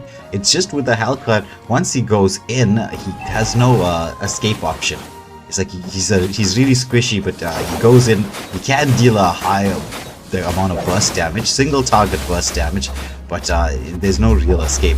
But I was quite impressed with the Rashi there on the gold lane as we watched the first Lord of the game falling to the side of Madagascar there. I was quite impressed with the Rashi on the gold lane. He was in a 3v1 situation, managed to survive and force the entire of Immortal Order to retreat. That was just a few minutes ago. Really, really clean by him. And we saw that Shiro was in the red buff, just causing disturbance at home while they secure that Lord nice and comfortably. Really, really nice plays here. But as we can see, the Lord is now pushing full on to this top lane over here. And we have two people in the line of defense, and we see the Carmilla cutting out any support from there. And the Cursed Blood gets committed. The ultimate gets committed by the Hellcrux. And the implosion play by the Tigreal doesn't do enough to save them. And this is a really good turret dive by the side of Madagascar. That is a 2-for-1 exchange. And the Vexana comes into the trade and makes a turnover. What a clean Eternal Guardian placed over there just to make something happen here. And the Moskov sneaking up from behind and cleaning it up. Really nice trade of blows from both sides of the teams. Yeah. But that Vexana play coming in absolutely clutch. Look at the damage though from the Valentina and the CC. Moscow's going to need a little bit of protection here. He's going to have to be patient in getting into the midst of a team fight. I mean, Immortal Order, they've got a nice combination going. They just got to get it landed properly. They got the timing in as Joy is going in onto the CC, but CC has too much of mobility for Joy to even get the stacks.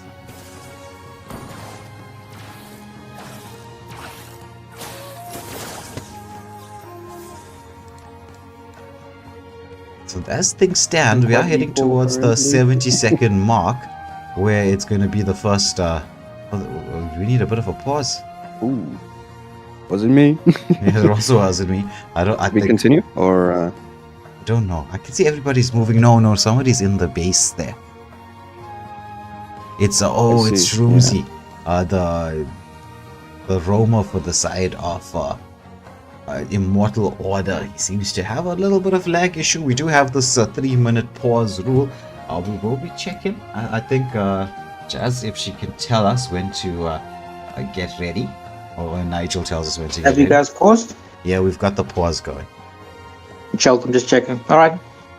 Cheers. Alright. So, Malice, as things stand right now, it's 10-9 in favor of Madagascar, but the real difference between the two teams right now is the turrets. If you were on the side of Immortal Order, shall we say first, what would be your strategy right now? Right, so moving into this game, I mean, we can see the turrets, man. They got to make sure they don't lose any of those inhibitor turrets. And right now, we do see that Mlbb Chat, for example, is moving really solid right now, so I think they should bench there and chip in their their bets into his scaling moving into this latter part of the game, as we do see the 12-minute mark about to hit, and this next lord is going to be the most vital one for them to recover some turrets that are lost. And just as you mentioned for the Moskov, man, he should really prioritize those split pushes before he enters into the games, but it's really difficult for him to do that, I can tell, given the fact that the Hellcrud is always lurking around and it's going to surprise him. But still, I think it's very vital for him to grab some of these turrets. And if not just him alone, they should group up and try to secure some of these just to get that gold lead closer and closer within their favor, because it's only a 3k gold lead. They can shut it down if they just get these 3 turrets right in front of them in the 3rd tiers. Yes. Well, if I was on the Moscow, speaking of that split push potential, I'd be thinking about, let me get a Wind of Nature. Let me get it early. Maybe 2nd item, maybe 3rd item. Because once I got the Wind of Nature, I'm not so interested or scared about the Hellcut then. Because if he comes in and I've got the Wind of Nature, it's the Hellcut that's going to die. Because as we said, that's the one issue with Hellcut as a hero. He can go in, he can deal a high amount of damage, yes, that's true. But the moment he's in, and if he doesn't kill you immediately, what's he going to do really? He's stuck down. That is absolutely true. But the side of Madagascar, with the control that they have right now, they're going to be using, and this is where you'll see the very clever teams, the very good teams, start to use wave management in order to secure objectives. So it's not about pushing the waves. You've got the control right now. It's still 70 seconds before this next lord, this next major objective. This is the moment in time you need to get your waves freezed. You want to force the side of Immortal Order to come out. You want them to overextend. You don't want them to be, if you're looking at the map, you don't want them to be where they are right now, which is the small part of the map. You need them to spread out, because it's an old football analogy. For those of you who are sports fans, we say when you're doing your football tactics, you say narrow in defense, expansive in attack. It's the same thing that works here in Mobile Legends. If you are on the defense like Immortal Order, what you want to do is make the map smaller. So you want the waves to be pushed towards you so that you can get your farm in a smaller space. It'll be difficult to get pickoffs or your players getting picked off because you'll be fairly close to each other. You want to be just around where your tier 2 turrets are, narrow in defense. Whereas what the side of Madagascar would want to do, they're going to try to get them to be spread out. So that's why wave management is such an important thing in the game. You freeze the waves around that mid lane part. It forces the side of Immortal Order to split up. It allows you, with your extra gold, your extra map control, to be able to get the pickoffs around these objectives and then continue the snowball that you're having.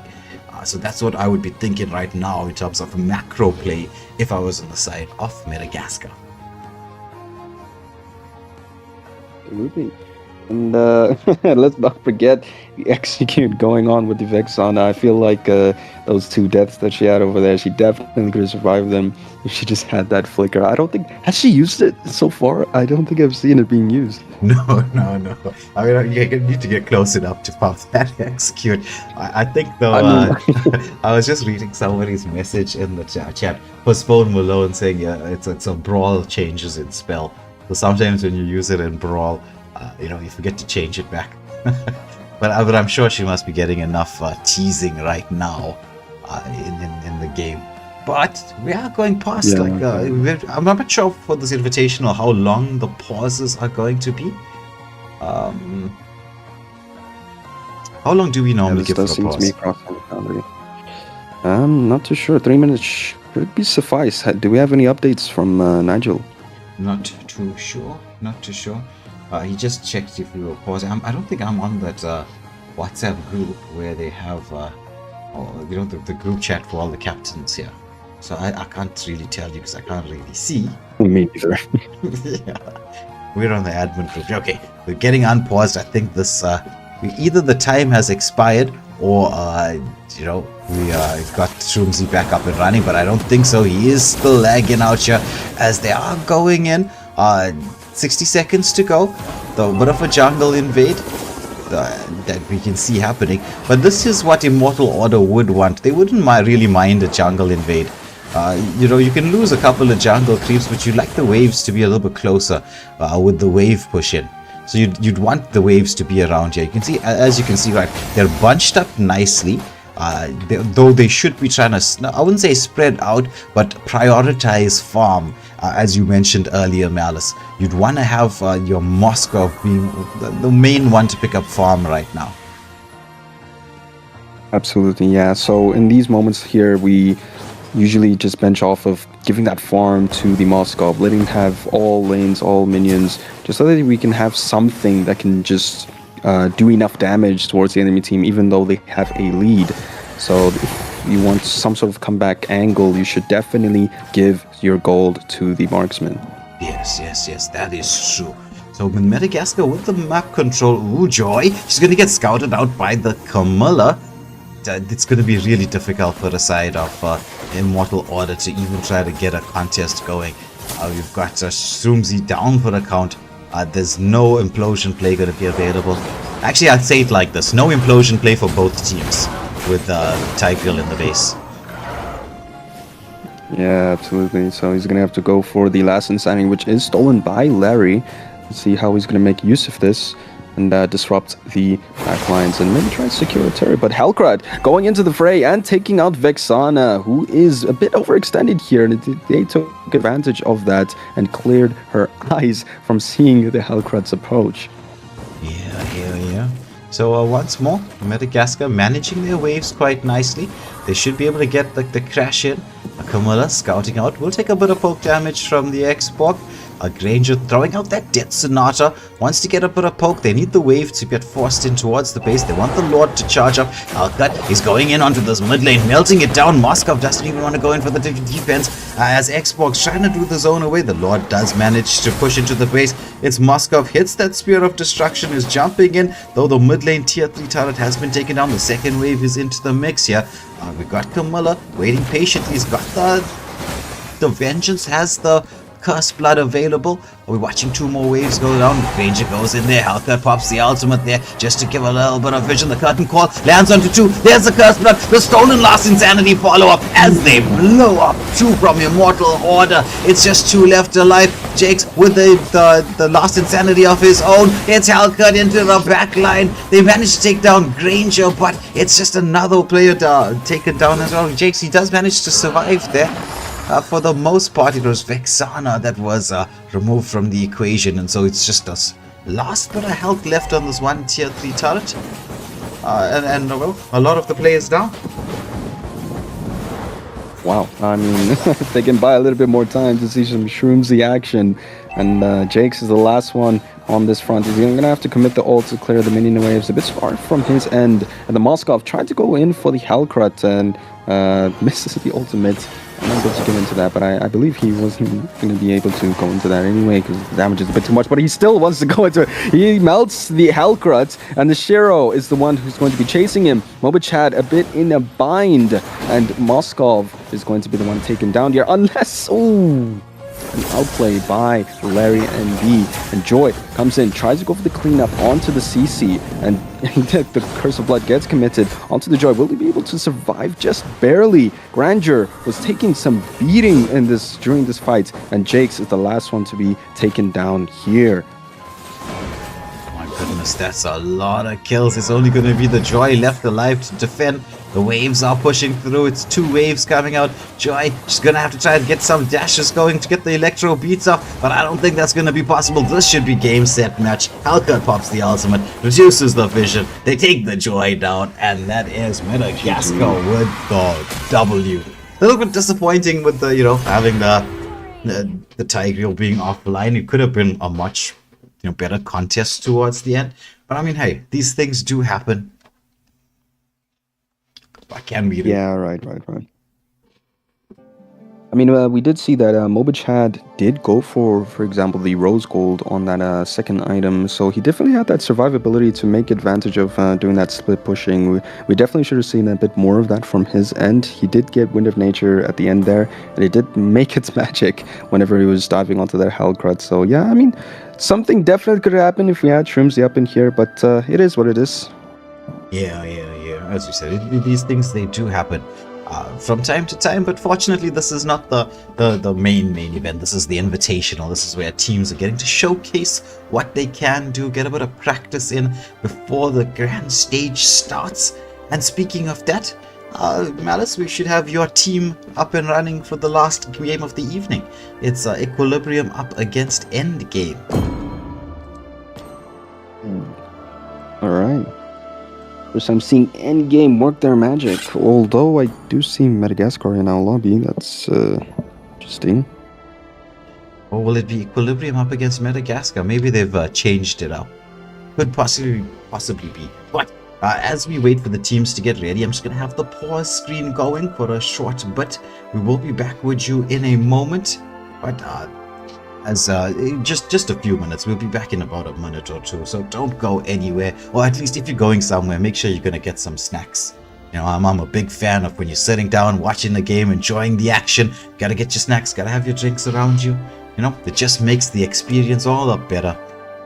As you can probably tell, I am a foodie, so but that's enough about what I like and don't like.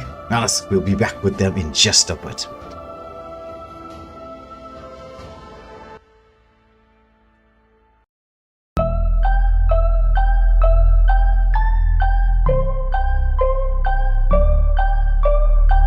So I got a dream that I'm gonna be at the top of the scene. On every screen, making my presence something to be seen, yeah. I'll make them all see that I could be anything I wanna be. If you got a dream, then you need persistence and lots of belief, yeah. Yo, don't take that negative energy, I replace that. I just wanna be me, I don't fake that. I just wanna be free, yeah, chase that.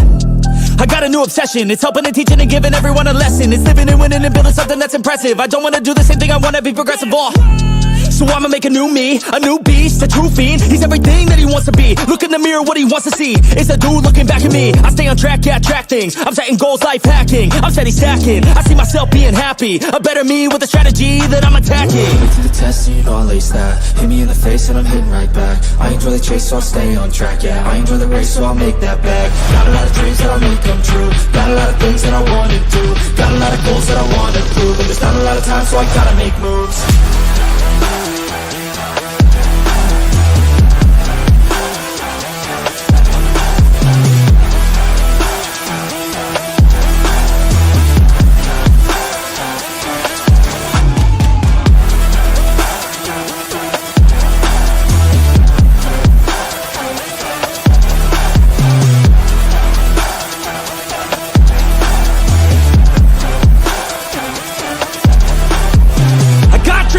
That I wanna do. I got plans, got schemes that I follow through. I make all my games from what I produce. I don't lose, I learn, don't get confused. Peace in the dark cause I work fucking hard. So many nights sitting in the graveyard cause they lost to the grind, but that's fine, that's a start. To do something great, sacrifice is a part of it. It's just the start of it. it. You can't start then quit, you have to harness this, cause energy is bliss. And when I swing I miss, but then I swing and hit. So I'ma swing again and I'ma swing again. Then I'll be taking off, cause I don't wait or pause. I got the game unlocked, I never mind the clock. I take the last shot, I got a fast cross. Villain energy, cause I'm the last boss. Test and you know I lace that. Hit me in the face and I'm hitting right back. I enjoy the chase so I'll stay on track. Yeah, I enjoy the race so I'll make that bag. Got a lot of dreams that I'll make come true. Got a lot of things that I wanna do.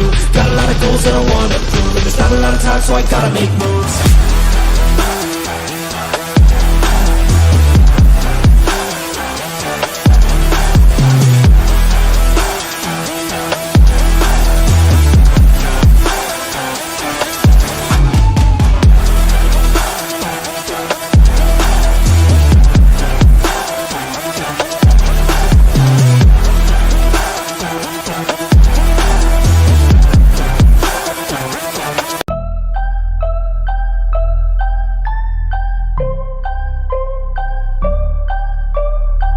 So I got a dream that I'm gonna be at the top of the scene, on every screen, making my presence something to be seen, yeah.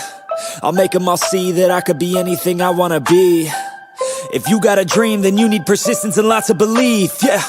Yo, don't take that negative energy, I replace that. I just wanna be me, I don't fake that. I just wanna be free, yeah, chase that. I got a new obsession, it's helping and teaching and giving everyone a lesson. It's living and winning and building something that's impressive. I don't wanna do the same thing, I wanna be progressive, so I'ma make a new me, a new beast, a true fiend. He's everything that he wants to be. Look in the mirror, what he wants to see. It's a dude looking back at me. I stay on track, yeah, track things. I'm setting goals, life hacking. I'm steady stacking. I see myself being happy. A better me with a strategy that I'm attacking. Put me to the test and you know I lace that. Hit me in the face and I'm hitting right back. I enjoy the chase so I'll stay on track. Yeah, I enjoy the race so I'll make that bag. Got a lot of dreams that I'll make come true. Got a lot of things that I wanna do. Got a lot of goals that I wanna prove. And there's not a lot of time so I gotta make moves.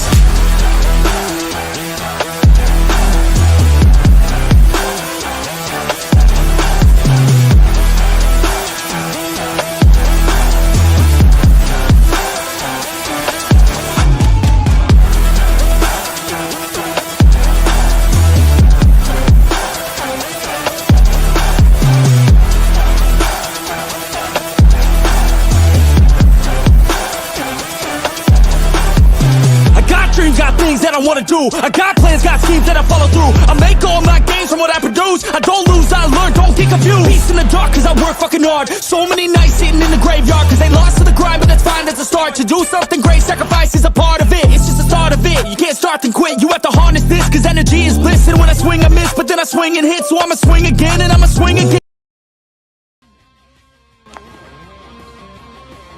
Hello everybody, welcome back to the stream. This is Waylander here with Malice as we get to watch his squad in action once more. It's Equilibrium, the winners of the last MSA Cup, up against Madagascar. They were the losing finalists in the African Conquest Cup that took place here on Waylander Gaming not too long ago.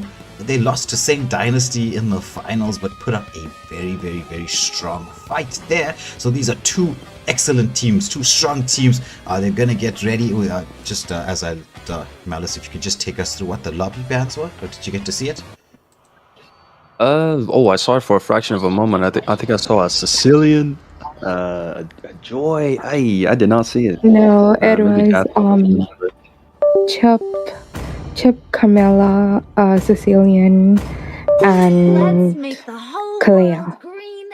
Right, alright, so those were the lobby bans, and so it's the drafting ban right now. Florin, and respecting Chandler Bing's Moscow. First ban, respect ban from the side of Madagascar. And as per usual, the vendetta against the floor and Badang.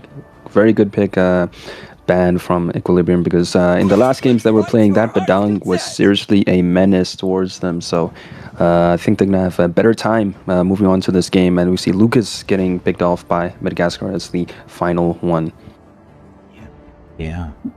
So far the banning, pretty much what you'd expect. It's the meta bans coming out. Already got him lined up in my sights. So We have Juju picking up the Kimmy. Ooh, one that should be paid attention to a lot more often. And Juju is a bit dangerous on that Kimmy. But let's see how Madagascar will reply towards the Kimmy. Is there a hard counter towards the Kimmy right now? I haven't quite seen what they pick. It would be things like your backline diving assassins, your Hayabusas, your Fannies, Ling even to a certain degree. Though the dash skill of Kimmy does allow her to potentially escape the Tempest of Blades. And Shiro going for a Layla pick. I mean, there was a time where Layla, if you picked Layla, that was just pure and utter insanity. Especially if you're ranking late in the season and you're still stuck on like legend or maybe even basic mythic, and then you get to see your one solo player teammate there pick up the Layla and you're slowly losing your mind and losing your hair. But Layla is quite decent right now. Yeah, absolutely, absolutely. She's no longer the joke of the bunch and actually packs a bunch. Yeah. That was an unintended rhyme. Yeah, it was the introduction of the Malefic gun that really brought her to the forefront. The Chandler Bing going for the Granger pick Velocity Z locks onto that Hayabusa. Larry NB with his signature Lunox, so we should get to see Larry NB switching it up and going into the gold lane by going to the mid lane by the looks of it, because usually it's Shiro on the mid lane, but we could see a potential swap out. The Immortal One chose me to vanquish the shadows that plague this world. I will protect you. As we see a final bands going into you, Matilda, and then Lolita being picked up for that Grandeur Kimmy combo. I mean, yeah, I definitely see the idea with their trajectories. You can just definitely counter them with that. But even then, what do you think about prioritizing a counter versus picking a meta? Or is it very situational to do? Yeah, well, it depends. I'm a big fan of counter picking in drafts because it disrupts the enemy strategy, but it's a little bit more, how do we say this, you gotta be a little more clever than that. So it's not just the fact that you want to counter pick, just randomly counter pick. You gotta counter pick with someone. What just happened? You seeing what I'm seeing? Yeah. You seeing what I'm seeing? Yeah. Oh my goodness, it looks like it's going to be a Gushin rope. Why?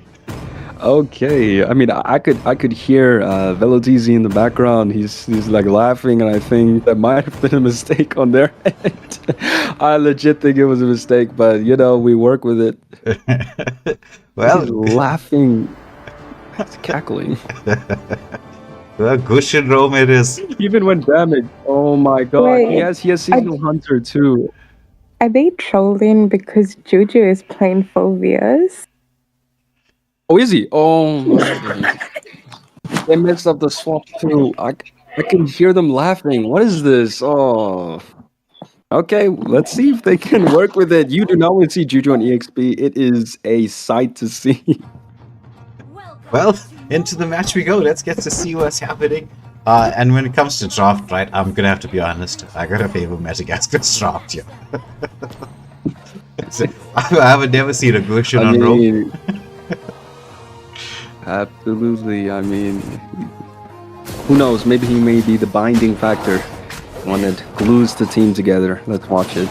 Yeah. He's gonna have to be very patient. Wait for those campouts, but Gushin is one of those heroes that needs items to scale.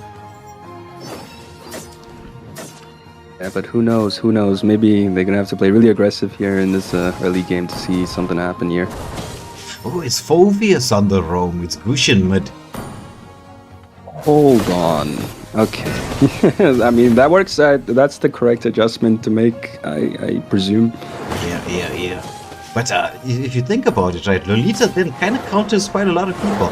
She counters the Gushin.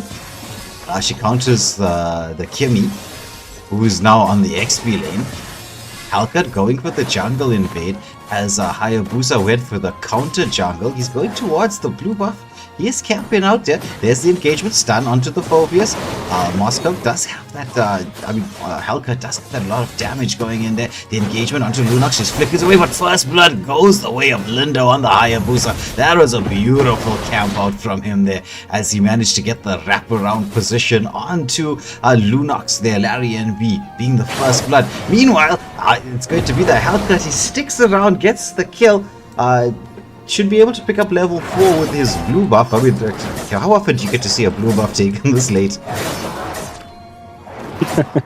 Not often at all, but I guess it was smart on his end. He could at least get a kill. Whoa! Hayabusa getting melted by Shiny as he goes for the buff.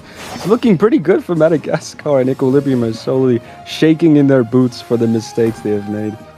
Yeah, well, Lindo, they're not respecting the damage coming out from an Hellcut in the early game.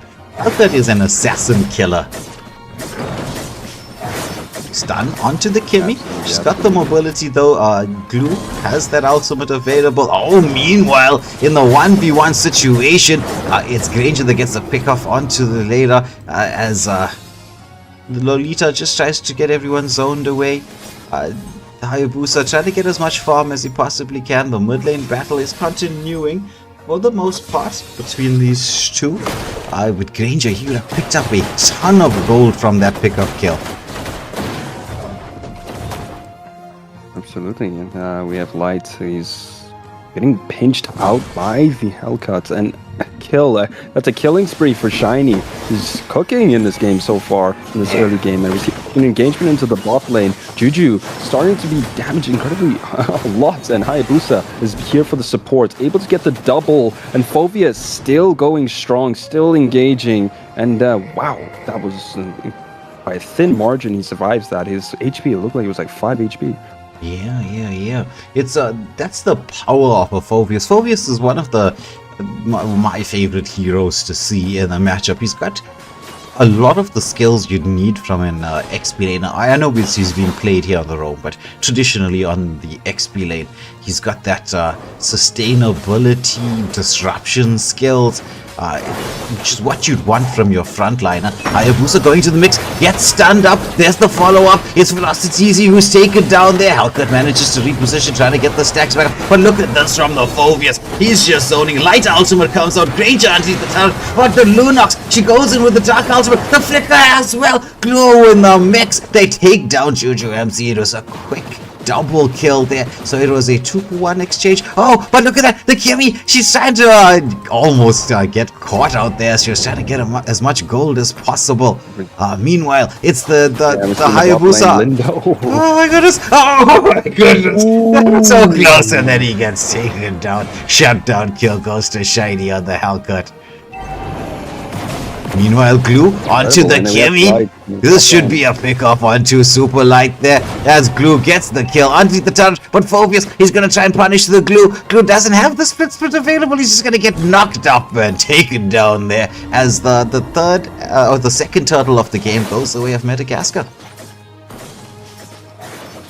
Wow, and Madagascar slowly getting more control, stealing the red buff in the bot lane, and a lot more farm to be taken from them. A conceal play being made, and Grandeur looking in a dire spot, a dive from all angles onto the Grandeur. That is a killing spree for the Lunox. It is not looking very good for the side of Equilibrium, but we see Phobius making his way here, trying to see if they can squeeze them out, and Hayabusa trying to get the farm. I believe he got it, and he's making way back, trying to recover from all the damage that has been done. Yeah.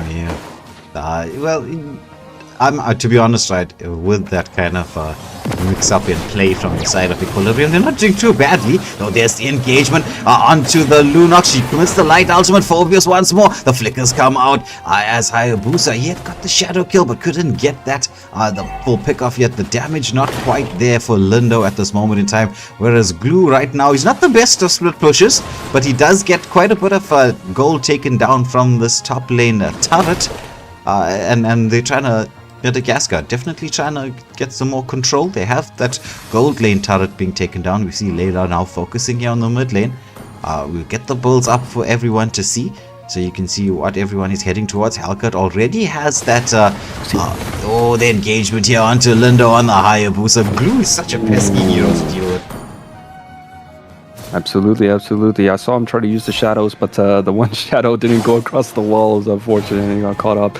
But then Light gets taken down by the Hellcats. The damage is getting seriously problematic for the side of Equilibrium, and he's slowly increasing to be a problem in this game, as we can see that there's a 2k goal lead going into favor of Madagascar, and this next turtle is coming up now, and they seem to be in a very good position for it. As you can see, the damage onto the Grandeur, my goodness, it's nearly one shot right now, and wow, he barely makes it over, and Velotizi going in for the kill, taking down the Lunox. That is a shutdown for them, while Lindo picks up the Layla in the bot lane. Yeah, a bit of an overextension, you could say, from Larry NB. Got kind of excited. We're like, okay, we're beating Equilibrium here. We want to go in. He decided that he wants to go in a little bit too deep.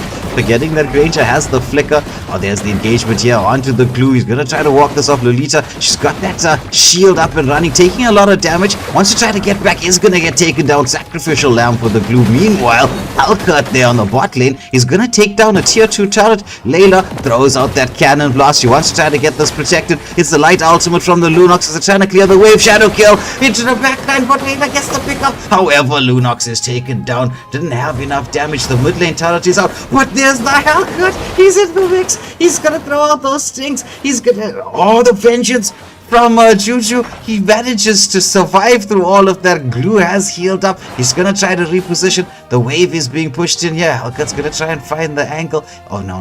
Is he gonna go for the camp here? Or he's gonna try and steal the buff? Lolita engaging onto the Hayabusa. Hayabusa has used the second skill. He's waiting here. Oh, look at that from the Hellcat. He takes down by its velocity with the full Gushin combination return kill there. Glue trying to push in this mid lane wave. Juju with a defense on that Phobius. Lunox is there. Just throwing out a couple of skills, but Glue is trying to steal the blue buff.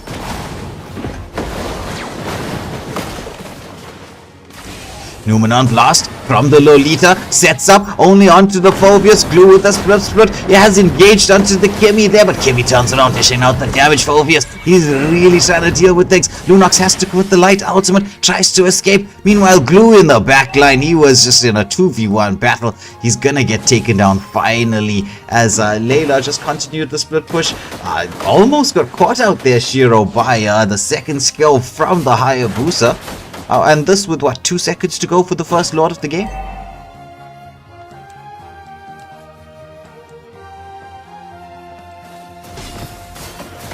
There's the engagement onto the Lolita. Gushin, he's gonna get stunned up, has to flicker back to safety. Light ultimate comes out from the Lunox, but she's taking too much damage.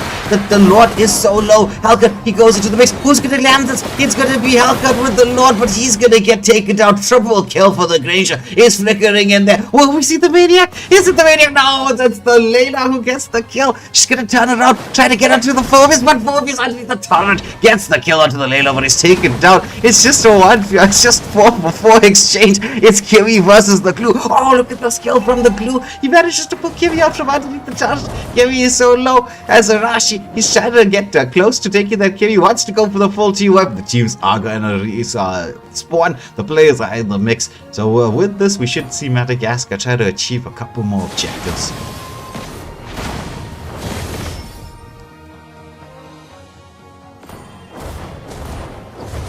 Mid lane wave being pushed in here, so the turrets have been evened up. The control very much, I wouldn't say evened up, very much on the side of Madagascar right now. Glue going in here. There's a Numenon Blast, almost connected. He sets onto 2. The follow up there. It's Blasteezy into the backline with the Grushin, but Granger is really dishing out the damage here as Hellcat. He's trying to get onto somebody. Oh my goodness, like a blast.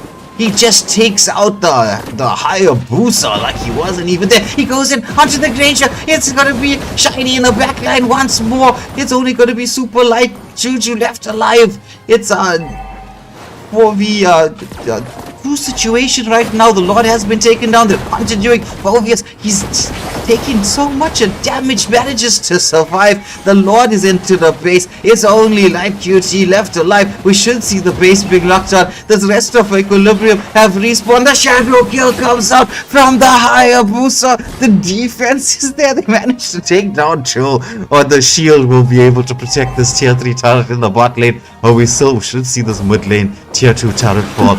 Meanwhile, Granger, he's moving in to clear the wave. Does he know Shiny is so close in there? Granger staying really safe for the most part. Scouts him out with a Death Sonata.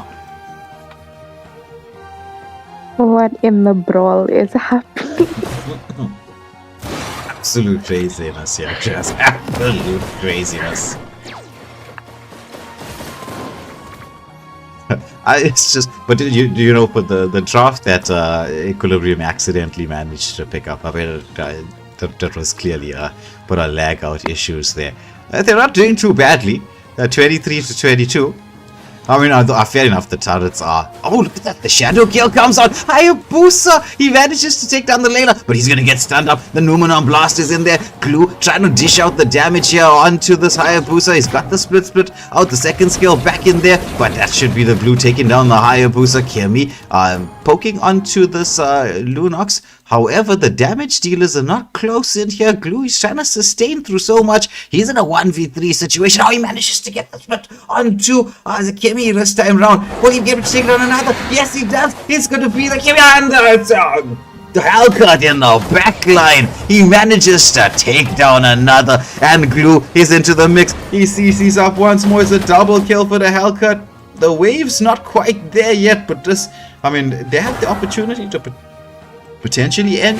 It's only Chandler Bing left alive for his team, making a movement up towards the Lord, scouting out the bushes, using those stats. But this should be an uncontested Lord. Granger did try to check.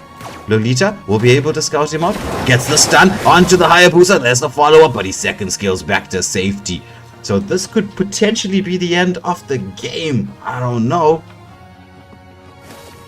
Yes, it was. So Sky Guy, it was Kimi on the XP lane.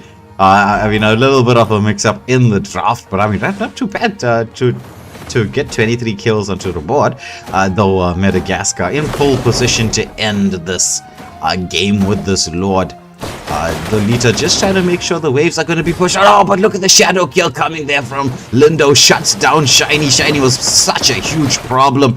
And so this could possibly mount a defense. There's a conceal play coming out. They're trying to get in onto the Phobius. Oh, but the second skill there from the Lolita, just countering so many from the side of Equilibrium. The Lord making its way slowly towards the base, but the waves not really synced up here. Equilibrium doing a good job of keeping that waves unevenly pressed so that they have the opportunity to clear the wave. We're watching the mid lane come through. The Lord dishing a lot of damage out onto the Gushin there, but tier 3 turrets being protected all across the board. Without the Layla being around, it's kind of difficult for the side of Madagascar to secure the objectives.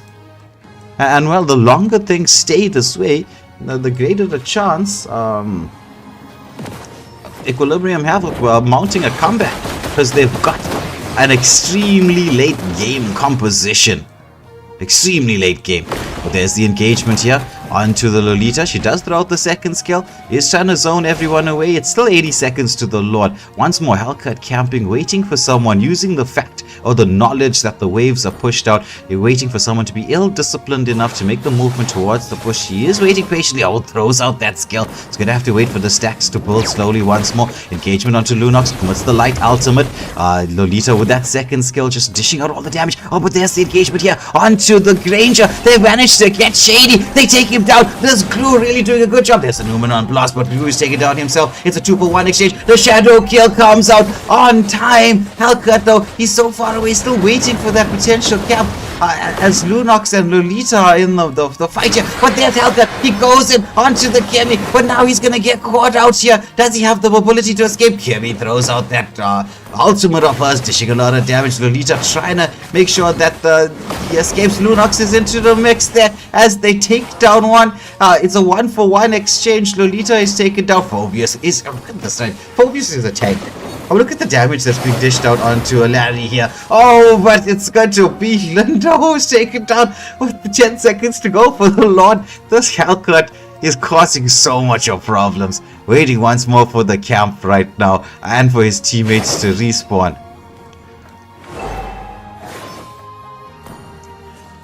We should see the side of Madagascar try to achieve a little bit of more control here using the waves. They're going to get things pushed out. They need their teammates to respawn. Layla is starting up the squad. There's Hellcut. He's into the backline. He engages. Oh my goodness. Look at the cannon blast from the Layla as they manage to take down the Gushin. But Granger, he's into the mix. There's only got the one front line. Look at the Death Sonatas coming out. Granger, he gets knocked out. Phobius, he's trying to hunt the Layla. He should be able to pick up the Layla. Meanwhile, Madagascar, they're trying to chase down the Kimmy. Their Hellcut once more with the damage. There's a shadow kill coming out. Oh, Hayabusa. They bought the time for him to respawn and they took down. There's the Numenon blast there. Phobius is into the backline, but he's going to get zoned out. It's a shutdown kill there. The Lunox gets the Dark Ultimate off and manages to get the shutdown onto that Phobius. Lolita stuns up the Kimmy, but she does have the shield there from what is that called? The Bloodwings. No, not Bloodwings. I always forget the name of that item. Somebody in the chat can remind me of that. The name of that item does have the shield up and running. Lunox just causing a little bit of problems there in the jungle. Just wants to try and bait out some potential skills. They need to buy time for Shiny on that Hellcut to respawn. Once more, Lindo dancing around there. Wants to try to get an engagement onto the Lunox. Force out that light ultimate. Glue in a beautiful position there, Arashi, to try to get himself into the backline. Lolita doing all the zoning away. Hayabusa wants to get a bit of push on the top lane just to get a little bit of map control. But will he get caught out here? Is he going to get chased down? Yes, he is. Hellcut blows him up quick and fast. He's going to push the lane as well. The fight is on here in the mid lane as Glue going for that wraparound. They have created the space that's necessary. Hellcut with the push as the Lunox and Layla combination starting this lot. Those are two, especially here in the late game, heroes who melt a lot, but they accidentally reset it. Though I don't think they're in too much danger of losing this. This is the 18-minute Lord. Actually, was it the 18-minute Lord? Did they wait the few seconds? I'm not sure. No, they didn't. Oh my goodness, could that have been a costly mistake? They don't look at the timer to see it was 18 minutes for the Lord. They started it just maybe a couple seconds too early. Oh my word. That 18-minute Lord is a real monster. There's the engagement onto the Lolita. She's taken down so fast. The Lord is making its way on the top lane. They need to find the space to Madagascar. The front line is actually the one front line left. Needs to front line. Who needs to get into the mix? There's the shadow kill out onto the Layla, but she pumps that wind of nature. Shiro just staying alive. The Lord is into the base. The mid lane wave coming through here. Equilibrium with a nice pull away. Layla dealing the damage from range. Should be able to get the lock onto this mid lane nexus. Phobius trying to block it off there. There's the mid lane taking down. Glue with the split.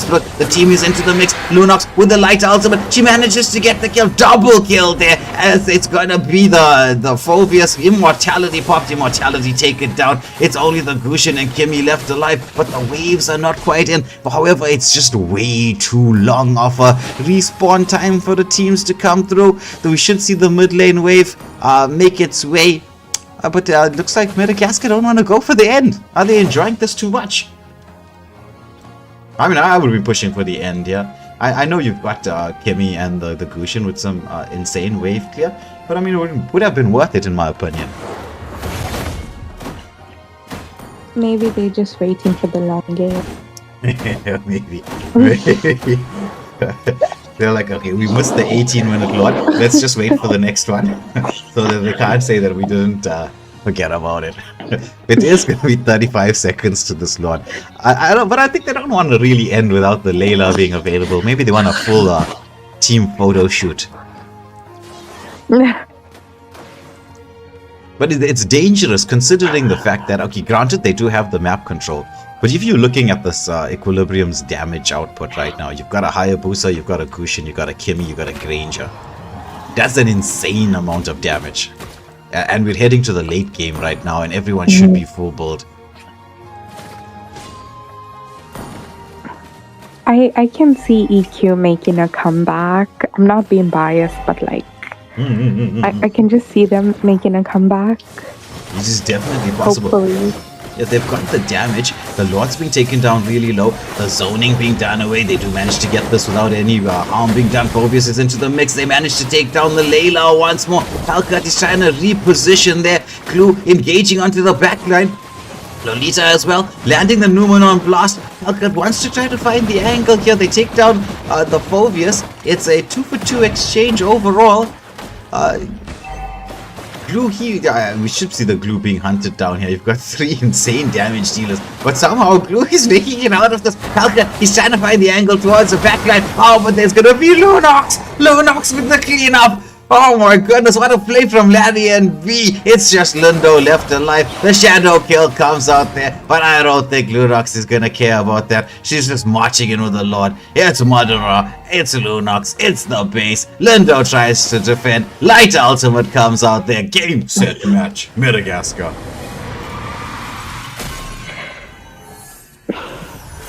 So Jess, what do you say about that? Entertainment indeed. I feel like that's the thing with custom lobby though, is like the timer is so short. Like, you know, the banning timer, the swapping is just so short. So thankfully for us South Africans, we do have the tournament lobby now for MSA. But game-wise, I saw EQ making a comeback. I think they just needed to protect Shady. Yeah. But I will say Juju MC on that Phobius. Oh yeah, Definitely MVP performance. Yeah. Definite MVP performance. Like, Shiny picking up the MVP for... MVP. Yeah. Well-deserved MVP. But Shiny picking up the MVP for Madagascar. We saw how patient he was on the Hellcat. Just trying to find the right time to get into the very tasty back line. It's a strange old game. It was a funny game, but it was, no doubt about it, highly entertaining. Though, speaking of entertainment, where is the source of some of our entertainment, Malice? Has he abandoned us? I think Mal's got really hungry and he's like, yeah, it's time I eat now. Yeah, and he's such a polite boy. Doesn't want to talk with his mouth full on stream. I mean, it's what you expect of the youth. That's why you're a respectful youth. But anyway, so to all you viewers at home, I hope you enjoyed the stream. I know I definitely did. There will be more action coming up tomorrow and Tuesday, though that will be on I'm not sure the name of the channel is or what the link will be. We will get that information out to everybody. But from myself, Waylander, Jazz, Malice, I'm going to say goodbye for him too as well, since he's unavailable to say goodbye to you now. Jazz, any final words before we end the stream? No, not really. You see what happens when I put people under pressure. Normally Jazz doesn't stop talking, and yet when I put them under pressure, then suddenly the words dry up. That's enough teasing from me, I think, for the evening. Thank you everybody for tuning in to watch. It was a pleasure having you with us. As always, if you haven't already, smash that like, share, and subscribe button. We'll catch you on the next stream. Peace out.